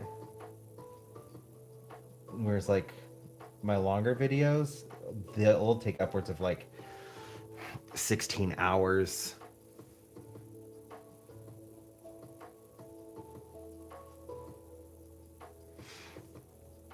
I really hope your family's okay out there.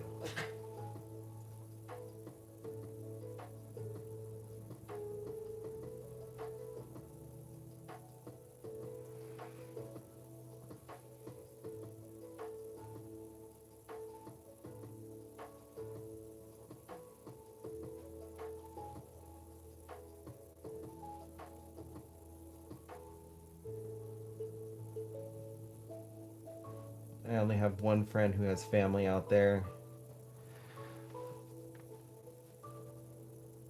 She's been having a hard time dealing with everything too.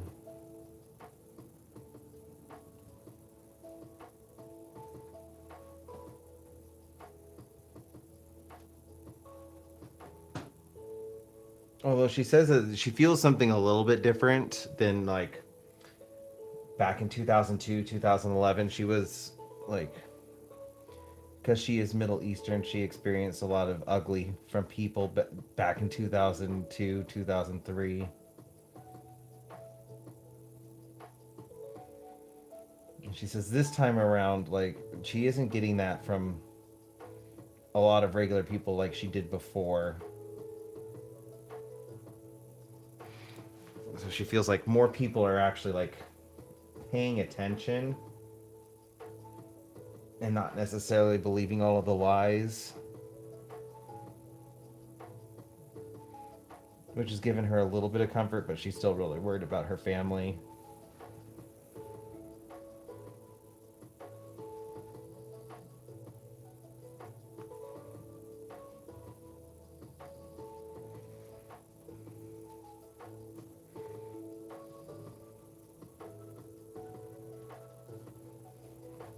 It is okay. We all need to have places where we can go and talk about this stuff.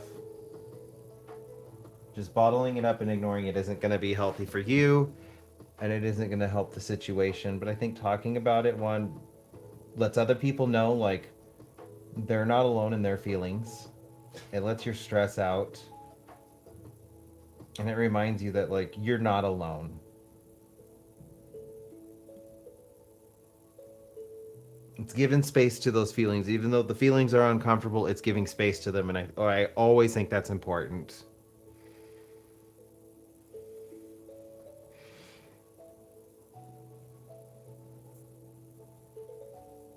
Yeah, she was bracing. She said she was bracing herself for it. She was expecting it when she went back to work after the first day.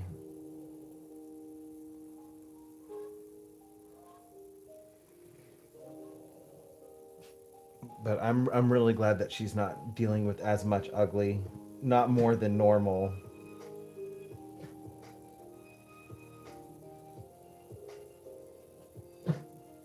Although there shouldn't be a normal for it, but I'm glad she has more support, like more supportive people in her life than she did back in 2002, 2003.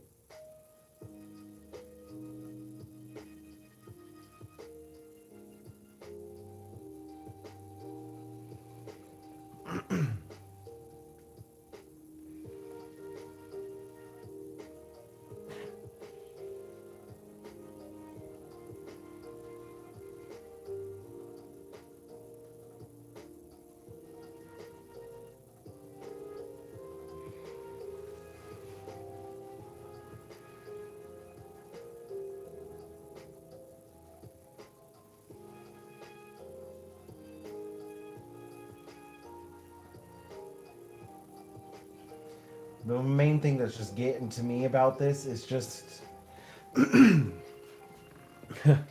gonna end up making a short about it just because I don't feel like a lot of people quite understand or grasp like some of the propaganda that's being floated around internally with our soldiers.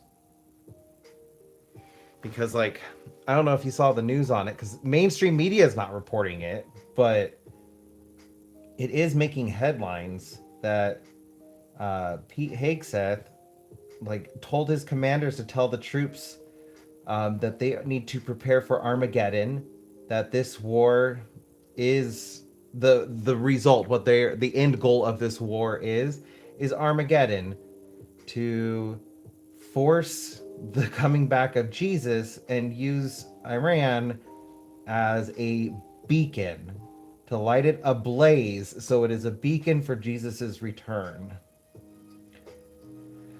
And that is blowing my mind, that that is being said to our troops, because it's making me think about is Jonestown. It is a cult. It's a death cult.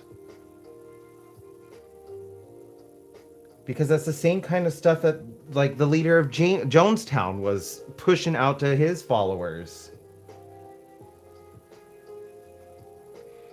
Yeah, that, like, is blowing my mind. I don't understand that.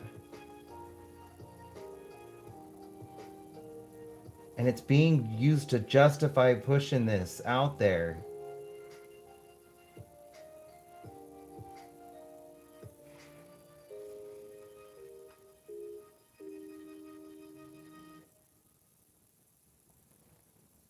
And then, like, oh, what is his name? Huckabee. Huckabee and I can't remember the other one.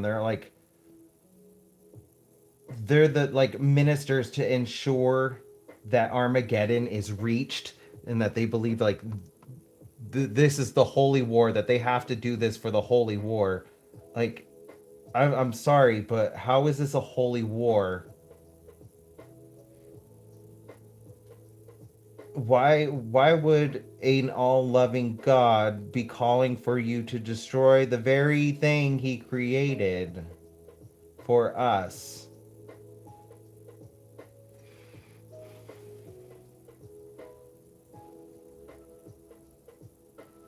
And I don't want to try to get, like, I don't want to get too religious on this, but it's just like,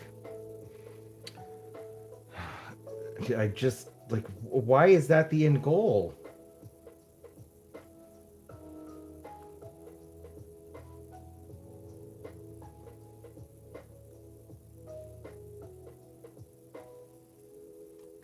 And you're right, like, yeah, that's the whole purpose. The pain and the suffering is the goal.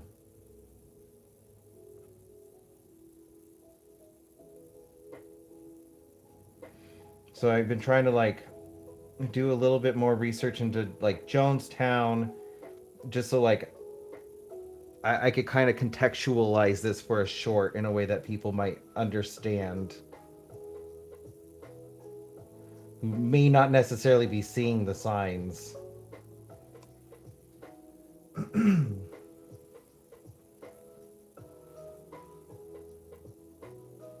And maybe even give a little bit more, like, understanding to why things are happening the way they are, because if we understand why something is being done and why something is being pushed out like that, we could better equip ourselves to dealing with it.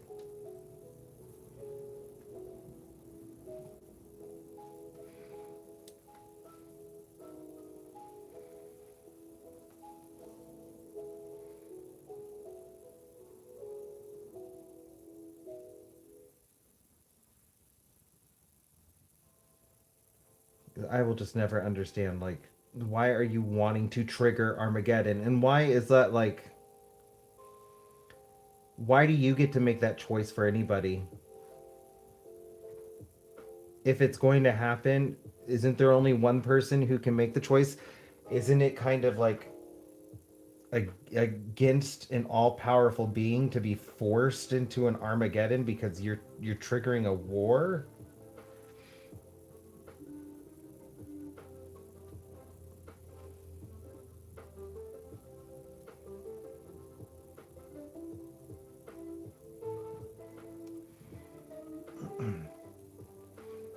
But I was getting called crazy when, like, I paid attention to the news when Mike Johnson went to Israel, and they brought all those the red cows, the red heifers from Texas to offer as sacrifice because they were saying like that was gonna trigger Armageddon. And that was like 2 years ago, and I was trying to talk to people about that. I'm like, are you watching what they're doing? And people were like, you're crazy. That's not actually happening. That's not a thing. It is a thing. It was a thing. I think I'm not. I don't know if it was like a couple years ago. I think it was last year. Just time is not real with everything that's going on. But like the response I was getting from people, it was making me feel like I was crazy. And I'm just like, but these are their words. This is what they're saying. And people are like, that's not what's happening. This is what they're saying, though. No, that's not what's happening. And then it was just making me question, like, am I reading too much into this? And like, what is going on? But no, like, they're saying it out loud now.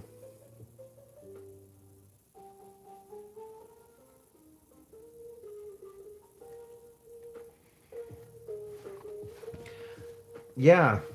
And honestly, like this whole Armageddon thing and Rapture thing, like that all got started in the 1800s.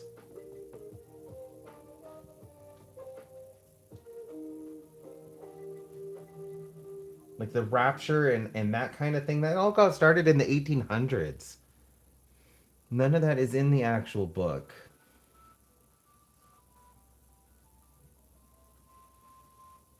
I know because I've sat there and I've read it over and over and over.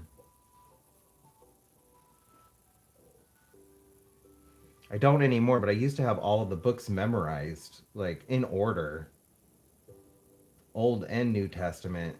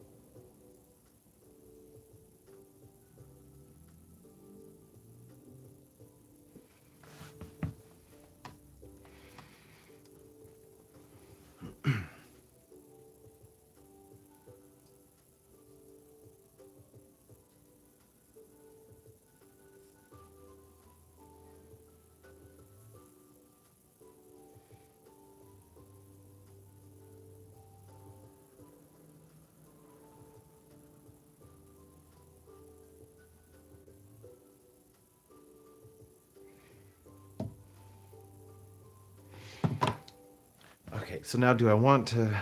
Now I want to finish these orange flowers. I need to get the purple added in.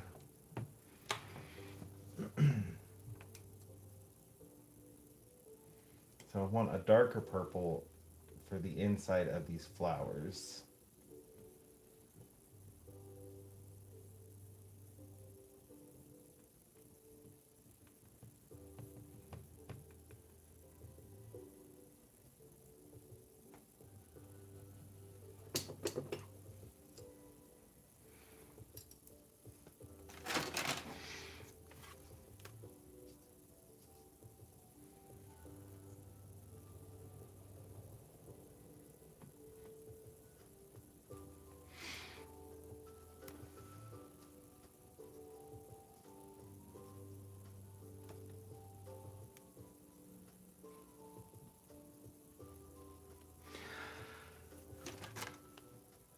I will like definitely make sure like no one harasses you over that. Um, because that's just kind of what I believe too. There's there's too many differences between like you take two Bibles that one date's a little bit older than the other. You got the King James version, but then you got the Ethiopian version, and the Ethiopian version is older than the King James version. And you can see like books were taken out and words were changed around to change meaning behind different verses in it. I think there are aspects of it that are based in historical events that really happened, but I think that there's been too much altercation to it by powerful people who wanted to use it as a tool to control others.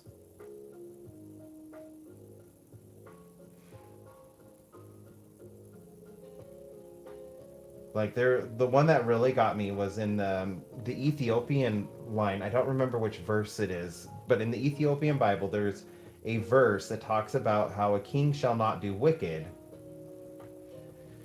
and it like kind of talks about like how leaders need to not be corrupt and wicked, for they have no place in heaven. But the King James version changes it to say that no wicked shall be done to the king. And like that's just like one of the lines that like just kind of like gets to me to show like how much it's been altered. And it wasn't like a bunch of words were changed, it was just the structure of the sentence was changed to change the meaning. From kings will not do wicked to wicked shall not be done against the king.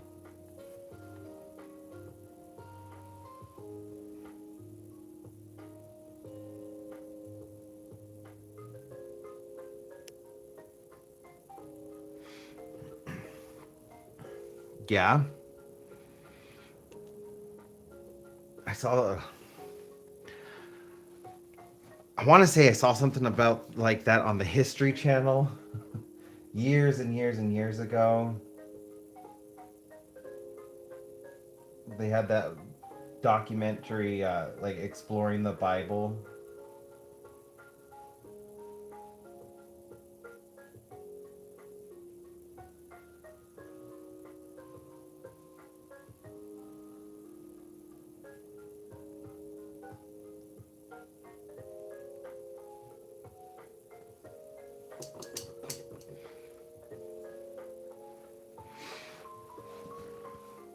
Back when like the History Channel had interesting stuff.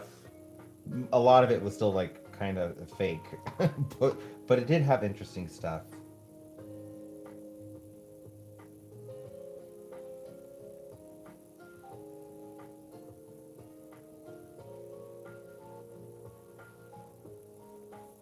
Like I think that was back when Ancient Aliens was still brand new.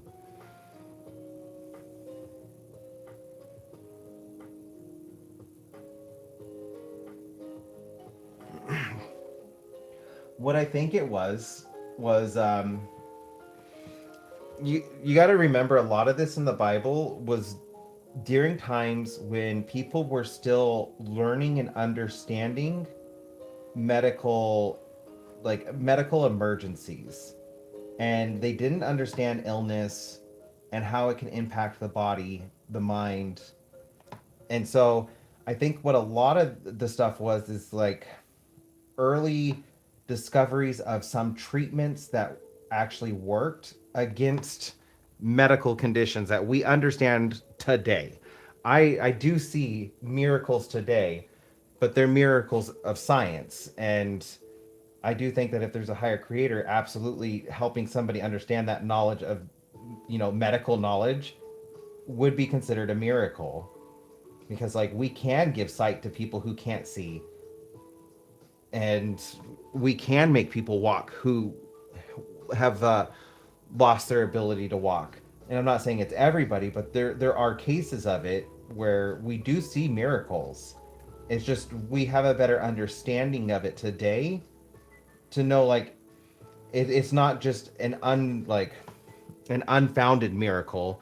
There were things that caused that miracle to happen due to our understanding of medical and science, or our medical knowledge increasing and science increasing.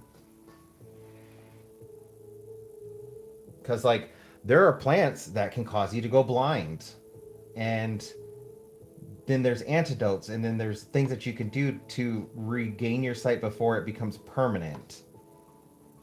And so I do think there's instances of things like that possibly happening in the past, and the people just didn't understand what it was at the time. And so to them, it just looked like a miracle. And I think a lot of people just don't understand that kind of context. And the reason that these miracles couldn't be recreated is because people didn't necessarily understand what may have cured it to begin with. Superstitions superseded anything else, and so it became, oh well, I did this, like I danced and rain happened, and so now I know, like, or to them, if I dance, I can make rain happen again.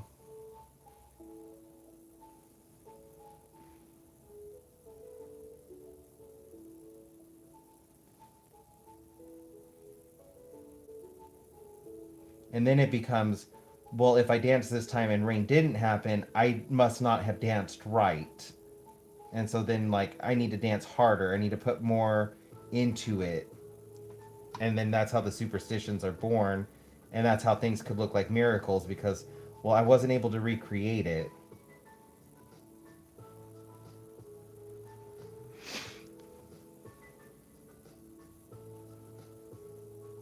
Exactly, Rory. There's a saying that I learned from a science teacher that I absolutely love, which is magic is just science unexplained.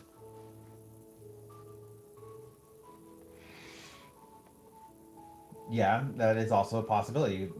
In a coma, we people didn't understand what comas were, and then unfortunately, like in the past, you had people who would believe like vampires or something existed, and they would dig up a grave, and then they would see claw marks on the inside of the grave, and that the person was disturbed, and so they would attribute that to, oh, they must be a vampire, when in reality they could have just been in a coma or something else happened. They weren't actually dead, but the understanding just wasn't there.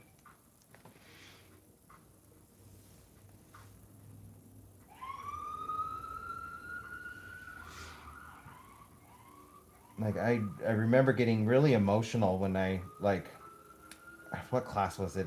I think that might have been world history, but like it made me pretty emotional when we were covering that in my class, and we were talking about like the belief of vampires and how it arose and that kind of stuff, and like everybody else in the class was just kind of like, yeah, whatever, yeah, vampires. But like when they were explaining it to like explaining what they would find and why they would think it was vampires, it got me emotional because when I was a teenager, I understood like they probably were just in a coma and they got buried alive. And it took centuries for a bell system to be installed in cemeteries. So, like, if they accidentally buried somebody alive, somebody could ring a bell to be dug up. And, like, that wasn't introduced until, like, the 1700s. Can you see what I'm working on? Yes, okay. For a second, I thought I was out of frame.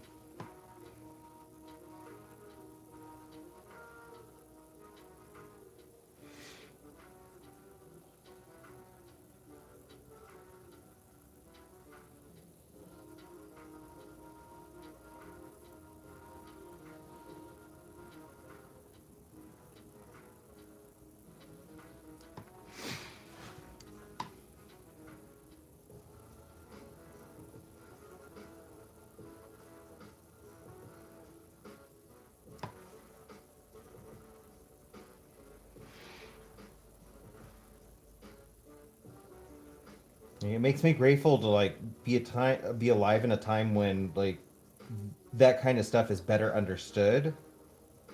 But very sad that like it took that long for an understanding to arise. And it's not zombies, it's not monsters, it's not vampires.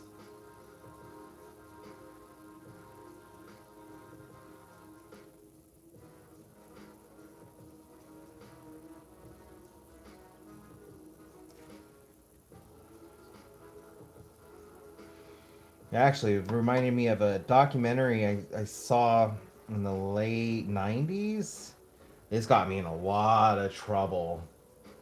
I don't even remember what channel it was on, but they were going over a French study. I do remember it was a French study, and they were studying the chemical makeup of of people through their body odor.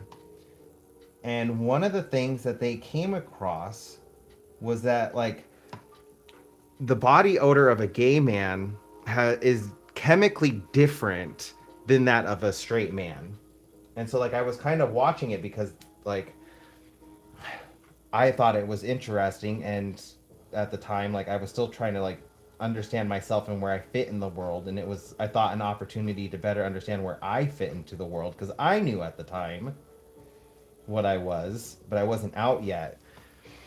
And so I was watching it, and they ended up coming to a part where like they had even found out like so like how it was different is they found that while not chemically identical to a heterosexual woman, the body odor of a gay man is does contain elements or chemicals that attract men.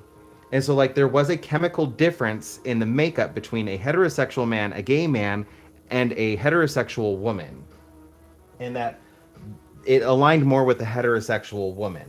I thought that was like super interesting. And then they also started talking about how they discovered that the chemical makeup also differed with trans men and trans women. And then that was where like I got discovered. I was watching this and I got into a lot of trouble. So I didn't get to finish that part. But that it stuck with me so much that there was a chemical difference. It was not just a fluke. These scientists were able to actually like mark and identify chemical differences between these groups of people, which at the time like told me like that it's not a choice. If there are chemical differences within the body, it's not a choice. It's one of the reasons why like I will always be the T is part of LGBT. I even if I'm not, I don't need to understand it. It's not my life. It's just they are who they are, and they have every right to experience a life to be happy. Yeah, and this was in the late 90s. I think it was the Learning Channel back when the Learning Channel was still the Learning Channel. But man, I just got in so much trouble for watching this show and told like it was so inappropriate for me to be watching something like that. And how could they let something like that on TV?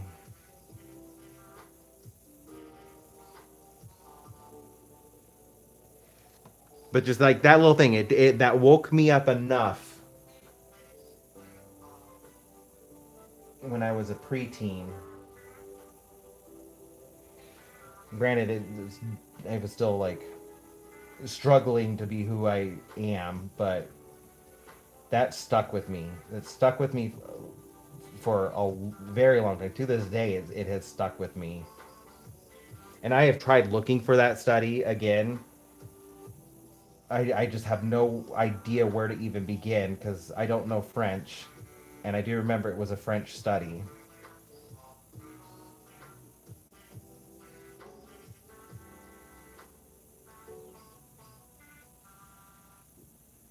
Because I have tried looking for it again too.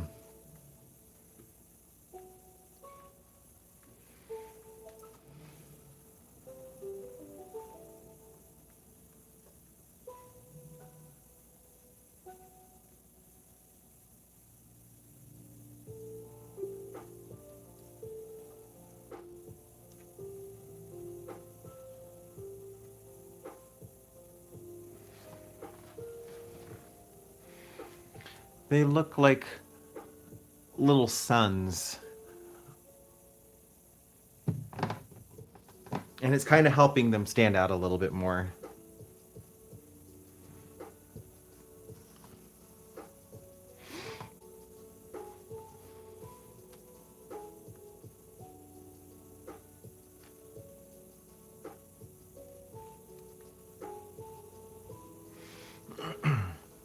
Oh, I absolutely believe that stuff can happen in humans. I don't understand why people don't think that it can happen in humans because we are just animals ourselves, especially when like I don't know if you've seen it, but It happens in birds. I believe there's cats that have been documented with it. What is it? Heterochroma, where like half of them is split. We see it in butterflies.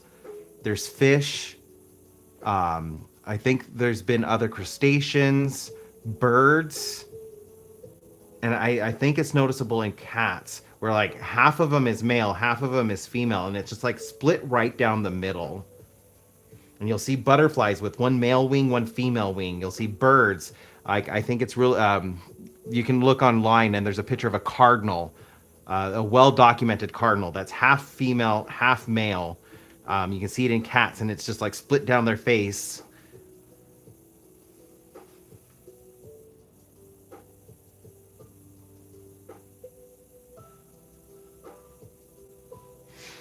Yes, the starfish impression is gone out of them now.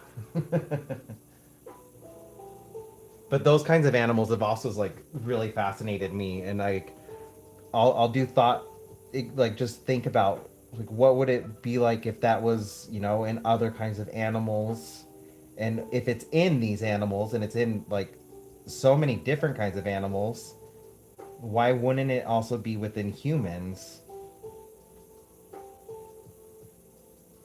Because one of the things I feel like it's some kind of fallacy. I'm not sure the exact name of it, but it's a fallacy where people remove themselves so much from the animal kingdom that we forget that we ourselves are animals, and nothing is expressed perfectly within any living organism. Genes do not express themselves perfectly, and so like you'll just get differences just because of things that happen when the genes are expressing themselves within whatever individual those genes belong to.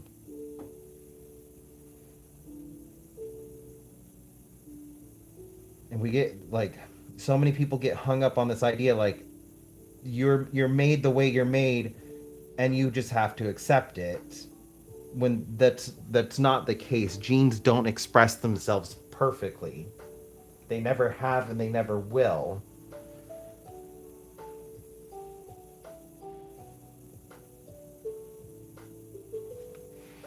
Yeah, we are primates.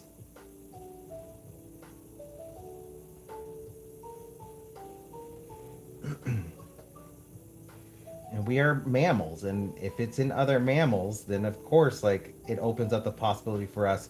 One of the things was which bird was it?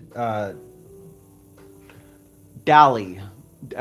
With Dilly and Dally, the set of mourning doves that I had, one of the things that I was pretty sure was that Dally was autistic. However, I could not get any kind of help with that. And I think that's why Dally was the runt, is because Dally was autistic. And I even tried talking to a vet, and she was just like, no, there's no proof that autism exists within birds. And I was kind of flabbergasted by that. And I'm like, what do you mean? She's like, there's no proof that autism exists in other animals. That's just a human thing. And I was just sitting there like, why would it be an only human thing? And I'm pretty sure like we know that cats and dogs can be autistic, and then like realize like no, there's been no studies on that either. Like there's no technical proof that dogs and cats can be autistic, but it's just it's a wiring of the brain that's just not typical. So why wouldn't autism be in other animals? No animal's brain is perfect, and if it's just the way the brain is wired, I feel like it would also be there, but there's just no studies for it. And I learned that because of Dally, because like Dally didn't exhibit typical bird behavior, and there were ticks that he had. That, well, at least like it could be me just applying it to him because I see it from myself. But like he would do repetitive things that were just not typical of other baby birds I had seen. And so like it made me think like, well, like that looks like a tick. I'm pretty sure he's autistic. No, there's no proof that birds can be autistic.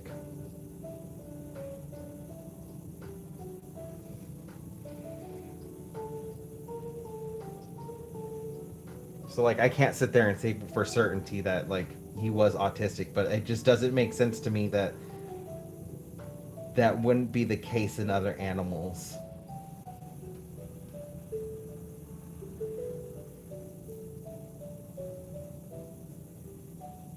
Yeah, like especially within dogs. Dogs, I have seen.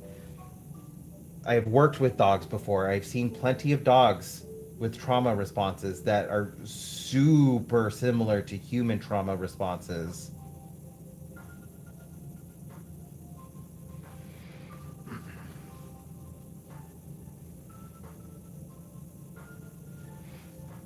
Um, this was so. This dog was named before anything happened with 9/11. But my parents had a Chihuahua named Isis. She was actually named because of Brutus. So we had Brutus, Isis, and Cleopatra. They were all named together, or well, not together, but like they were part of the same group. So Isis, I'm pretty sure was autistic, and I just believed she was, and I didn't love her any less. But one of the things that she would do was she would always run in left circles. She couldn't run in right circles. They had to be left circles, and it was always a way to like show she was excited or stressed, and it was like a comfort for her when she was dealing with big emotions. She would run in circles, and it would always be to the left. I never had any other dog that did it before or seen it in any other dogs, but it just like to me, I was just like, well, that looks like a tick. That looks like it's a tism. She always runs in. Was it? No, she ran to the right. She ran in right circles. Right turn, right turn, right turn. Yeah, she would run clockwise.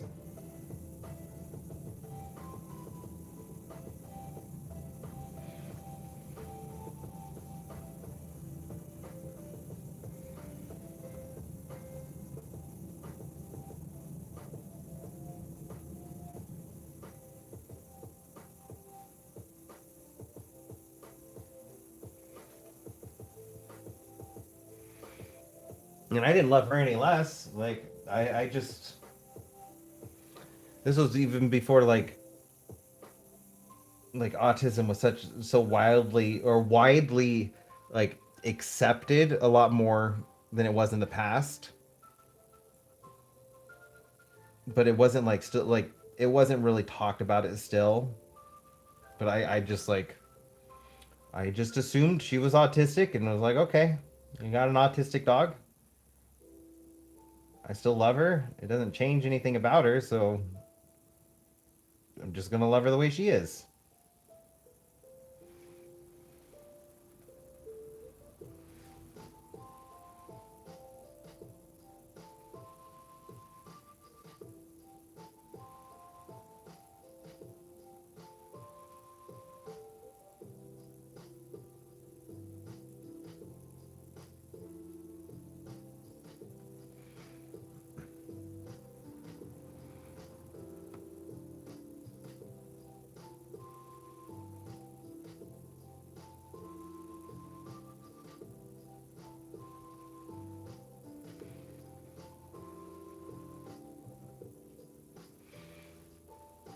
Okay, I'm gonna at least go to finish these flowers. I'm just not sure when Eric's gonna get off work because when he gets off of work and home, I'm gonna have to stop because we gotta get the dogs groomed tonight. They're getting their baths and nails clipped, and so he could be home at any time.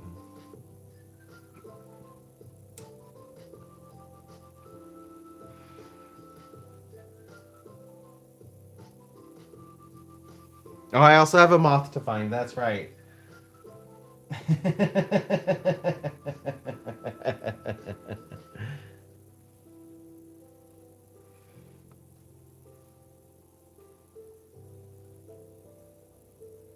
I would have absolutely forgotten had you not reminded me. I do still have a moth to find.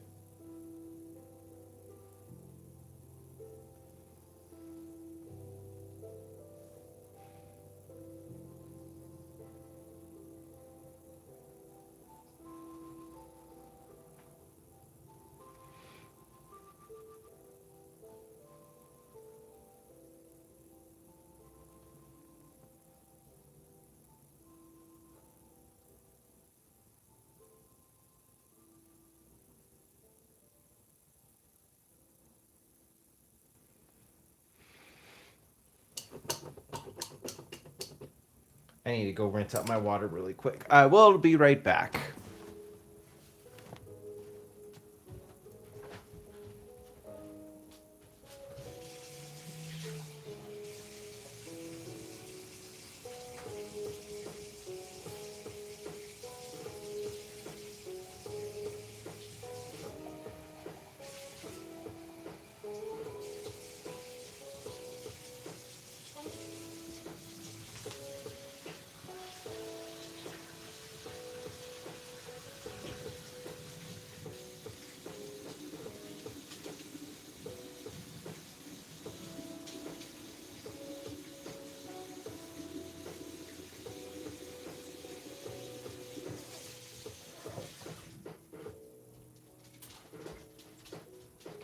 I just needed to get some clean water.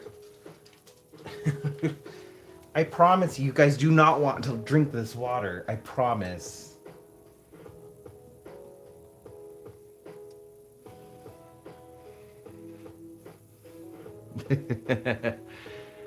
Yeah. Luckily, it's starting to get a little dark. So all I got to do is like turn off all the lights out in here when I find it with like the front door open. And the moths should like go towards the front door. Just close the blinds.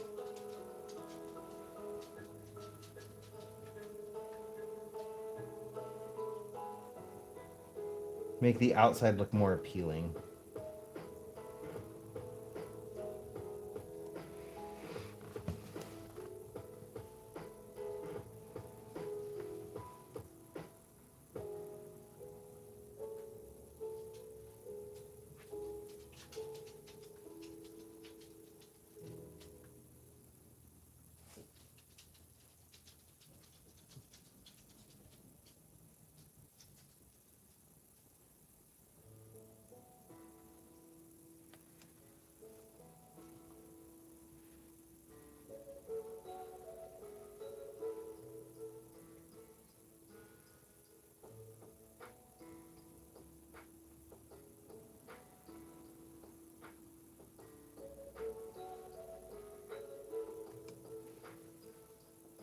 You guys are looking out for Eric. I'll have to tell him.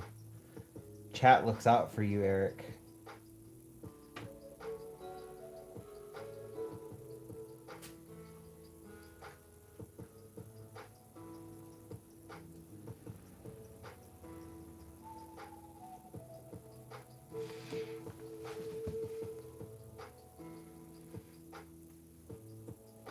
All right, Illustrated. You have a wonderful night with your family. Enjoy dinner. I will catch you in the next one. I don't know if I'm going to go live on Friday yet, but I will be going live on Sunday again. I do have time on Sunday. Well, so long as if I could get edited. We'll see how I'm feeling, but I am going to still go live no matter what.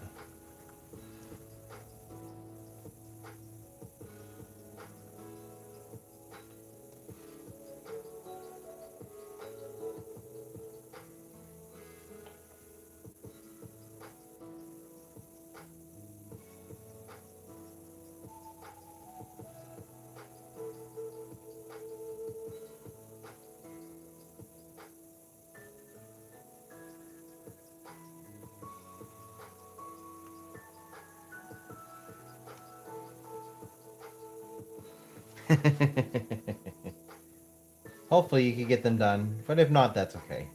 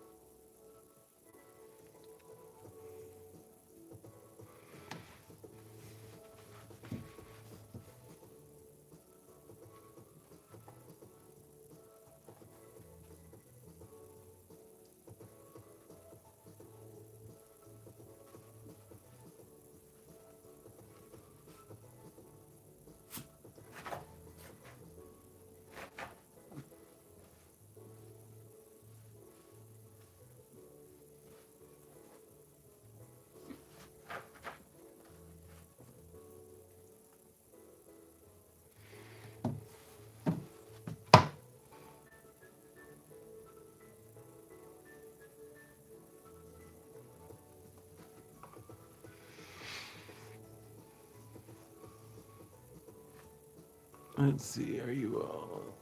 You're not, but I can get started on turning. I need to go a little bit lighter and a little bit more pink with my purple.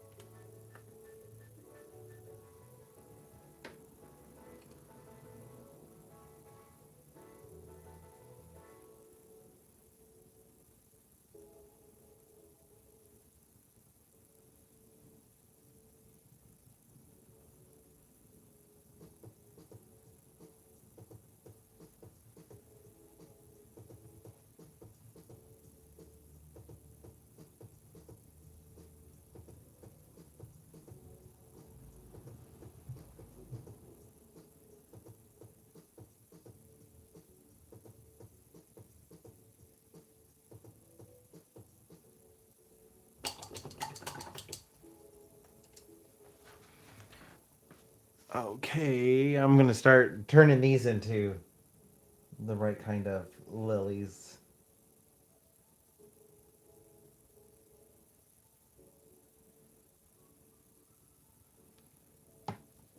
Well, turning them into lilies, I should say.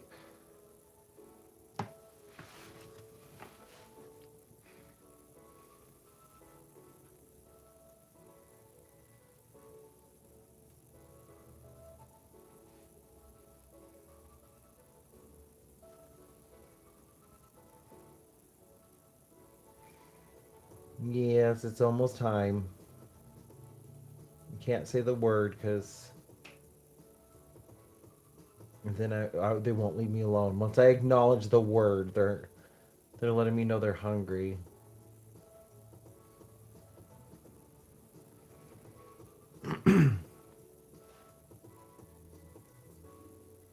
They do. I don't know if you can see it, but they've all got 5 petals as well.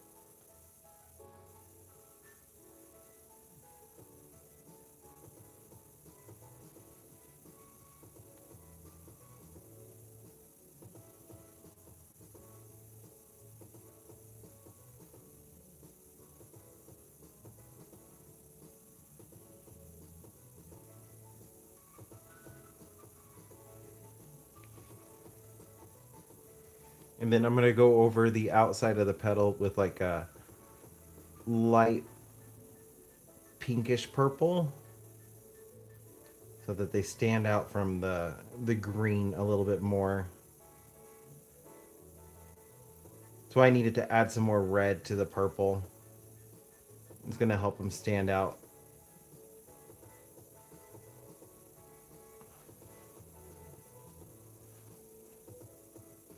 The starfish are still there for the time being.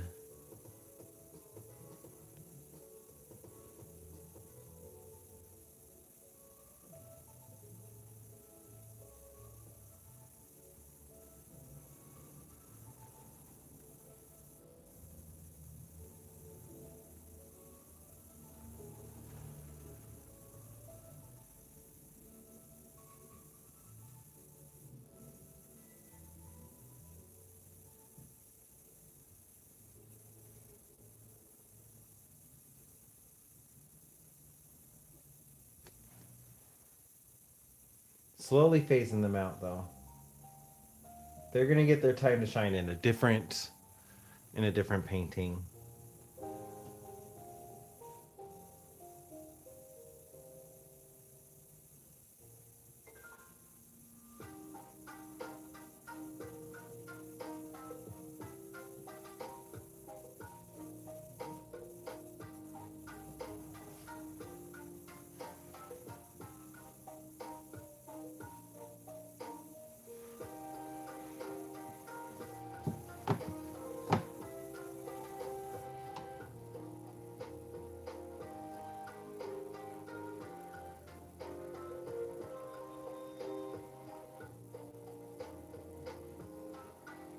Plus, a lot of these flowers needed a second layer anyways, so like it's just kind of helping me do the second layer, and I'm correcting the missing petal.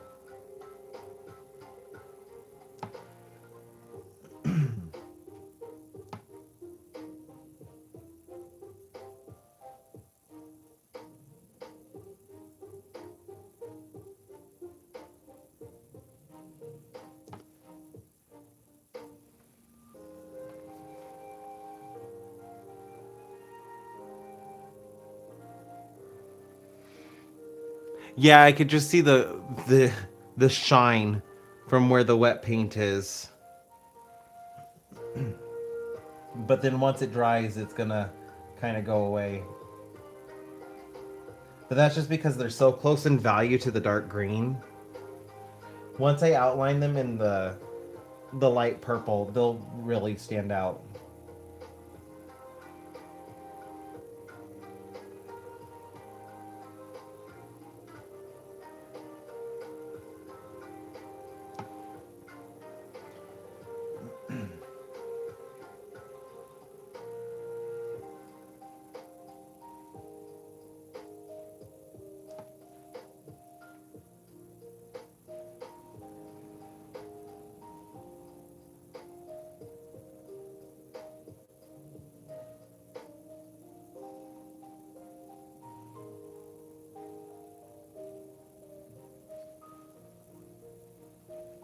I think Eric is home.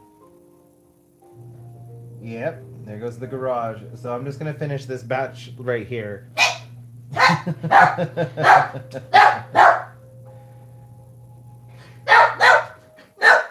Oh no, you're so excited.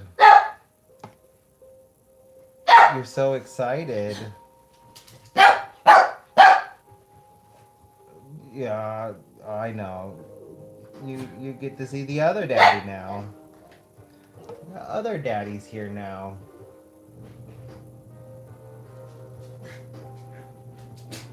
I'm gonna go let them into the garage and then I'll be right back to finish this.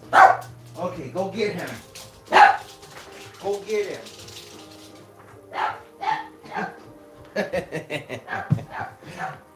Now the barking is Eric's problem.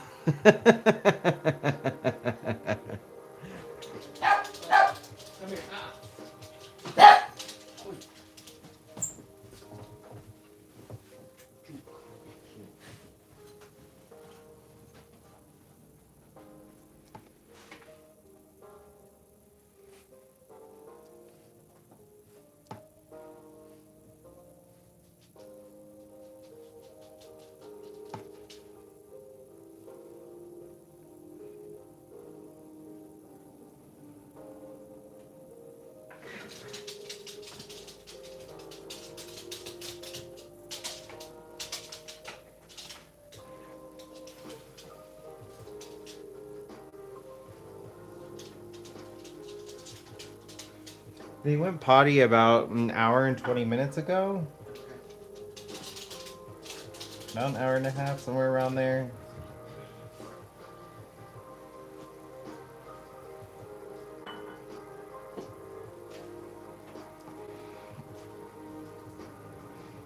Actually, the purple is standing out a little bit better after I do the second layer.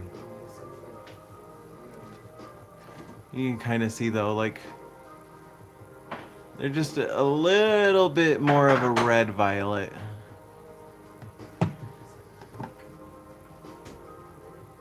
But I'm leaving kind of some of the original purple in the center. And it's going to help them stand out. Make them look unique.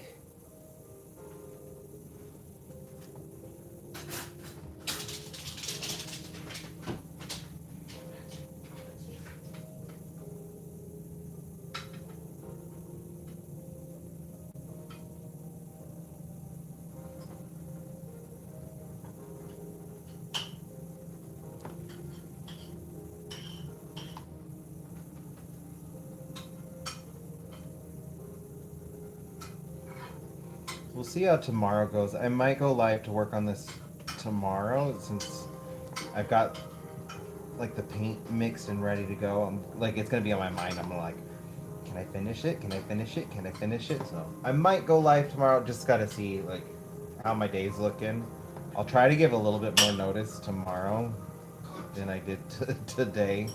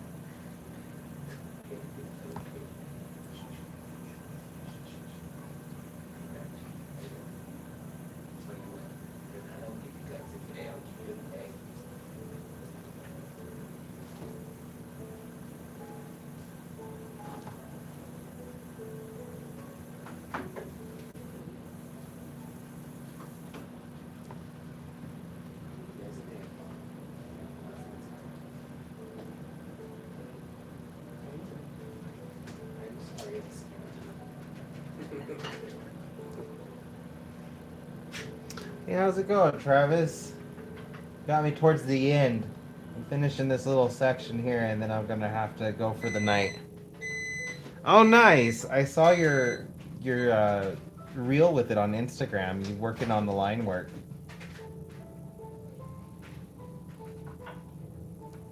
I'll have to watch for it so I can see your finished product.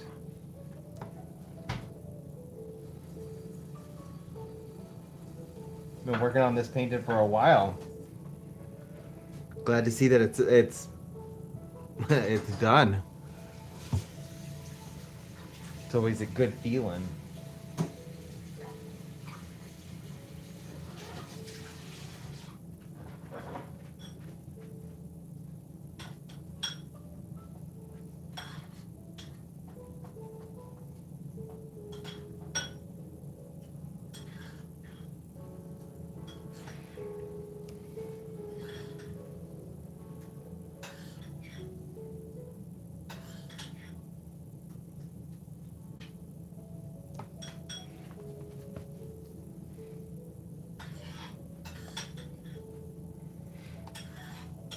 I need to.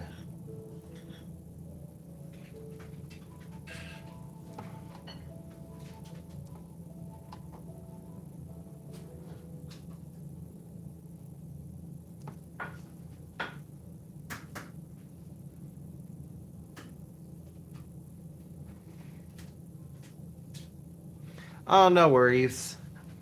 I'm gonna keep doing more and more lives. So if you miss one, there'll always be a future one. At least like I can get these done even when I'm not like in a space where I can work on editing a video. I can still do a live, and I can still kind of like share some of the painting process.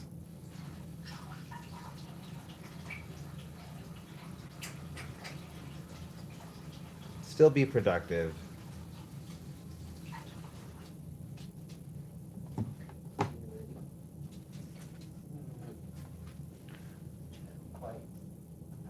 Okay. Yeah, I'm gonna. As much as I would like to keep going, I need to get some stuff done. Make sure I'm getting work done. So, all right. This is where I'm going to end for the day. I did get all those little orange flowers done, so I'm very happy with that. And by Rory. I hope everybody out there has a wonderful night, evening, afternoon, morning, whatever time of day it may be for you. I hope it's good. You'll have a wonderful one. Be safe out there. Don't get lost. Don't get stolen. Bye, you beautiful people.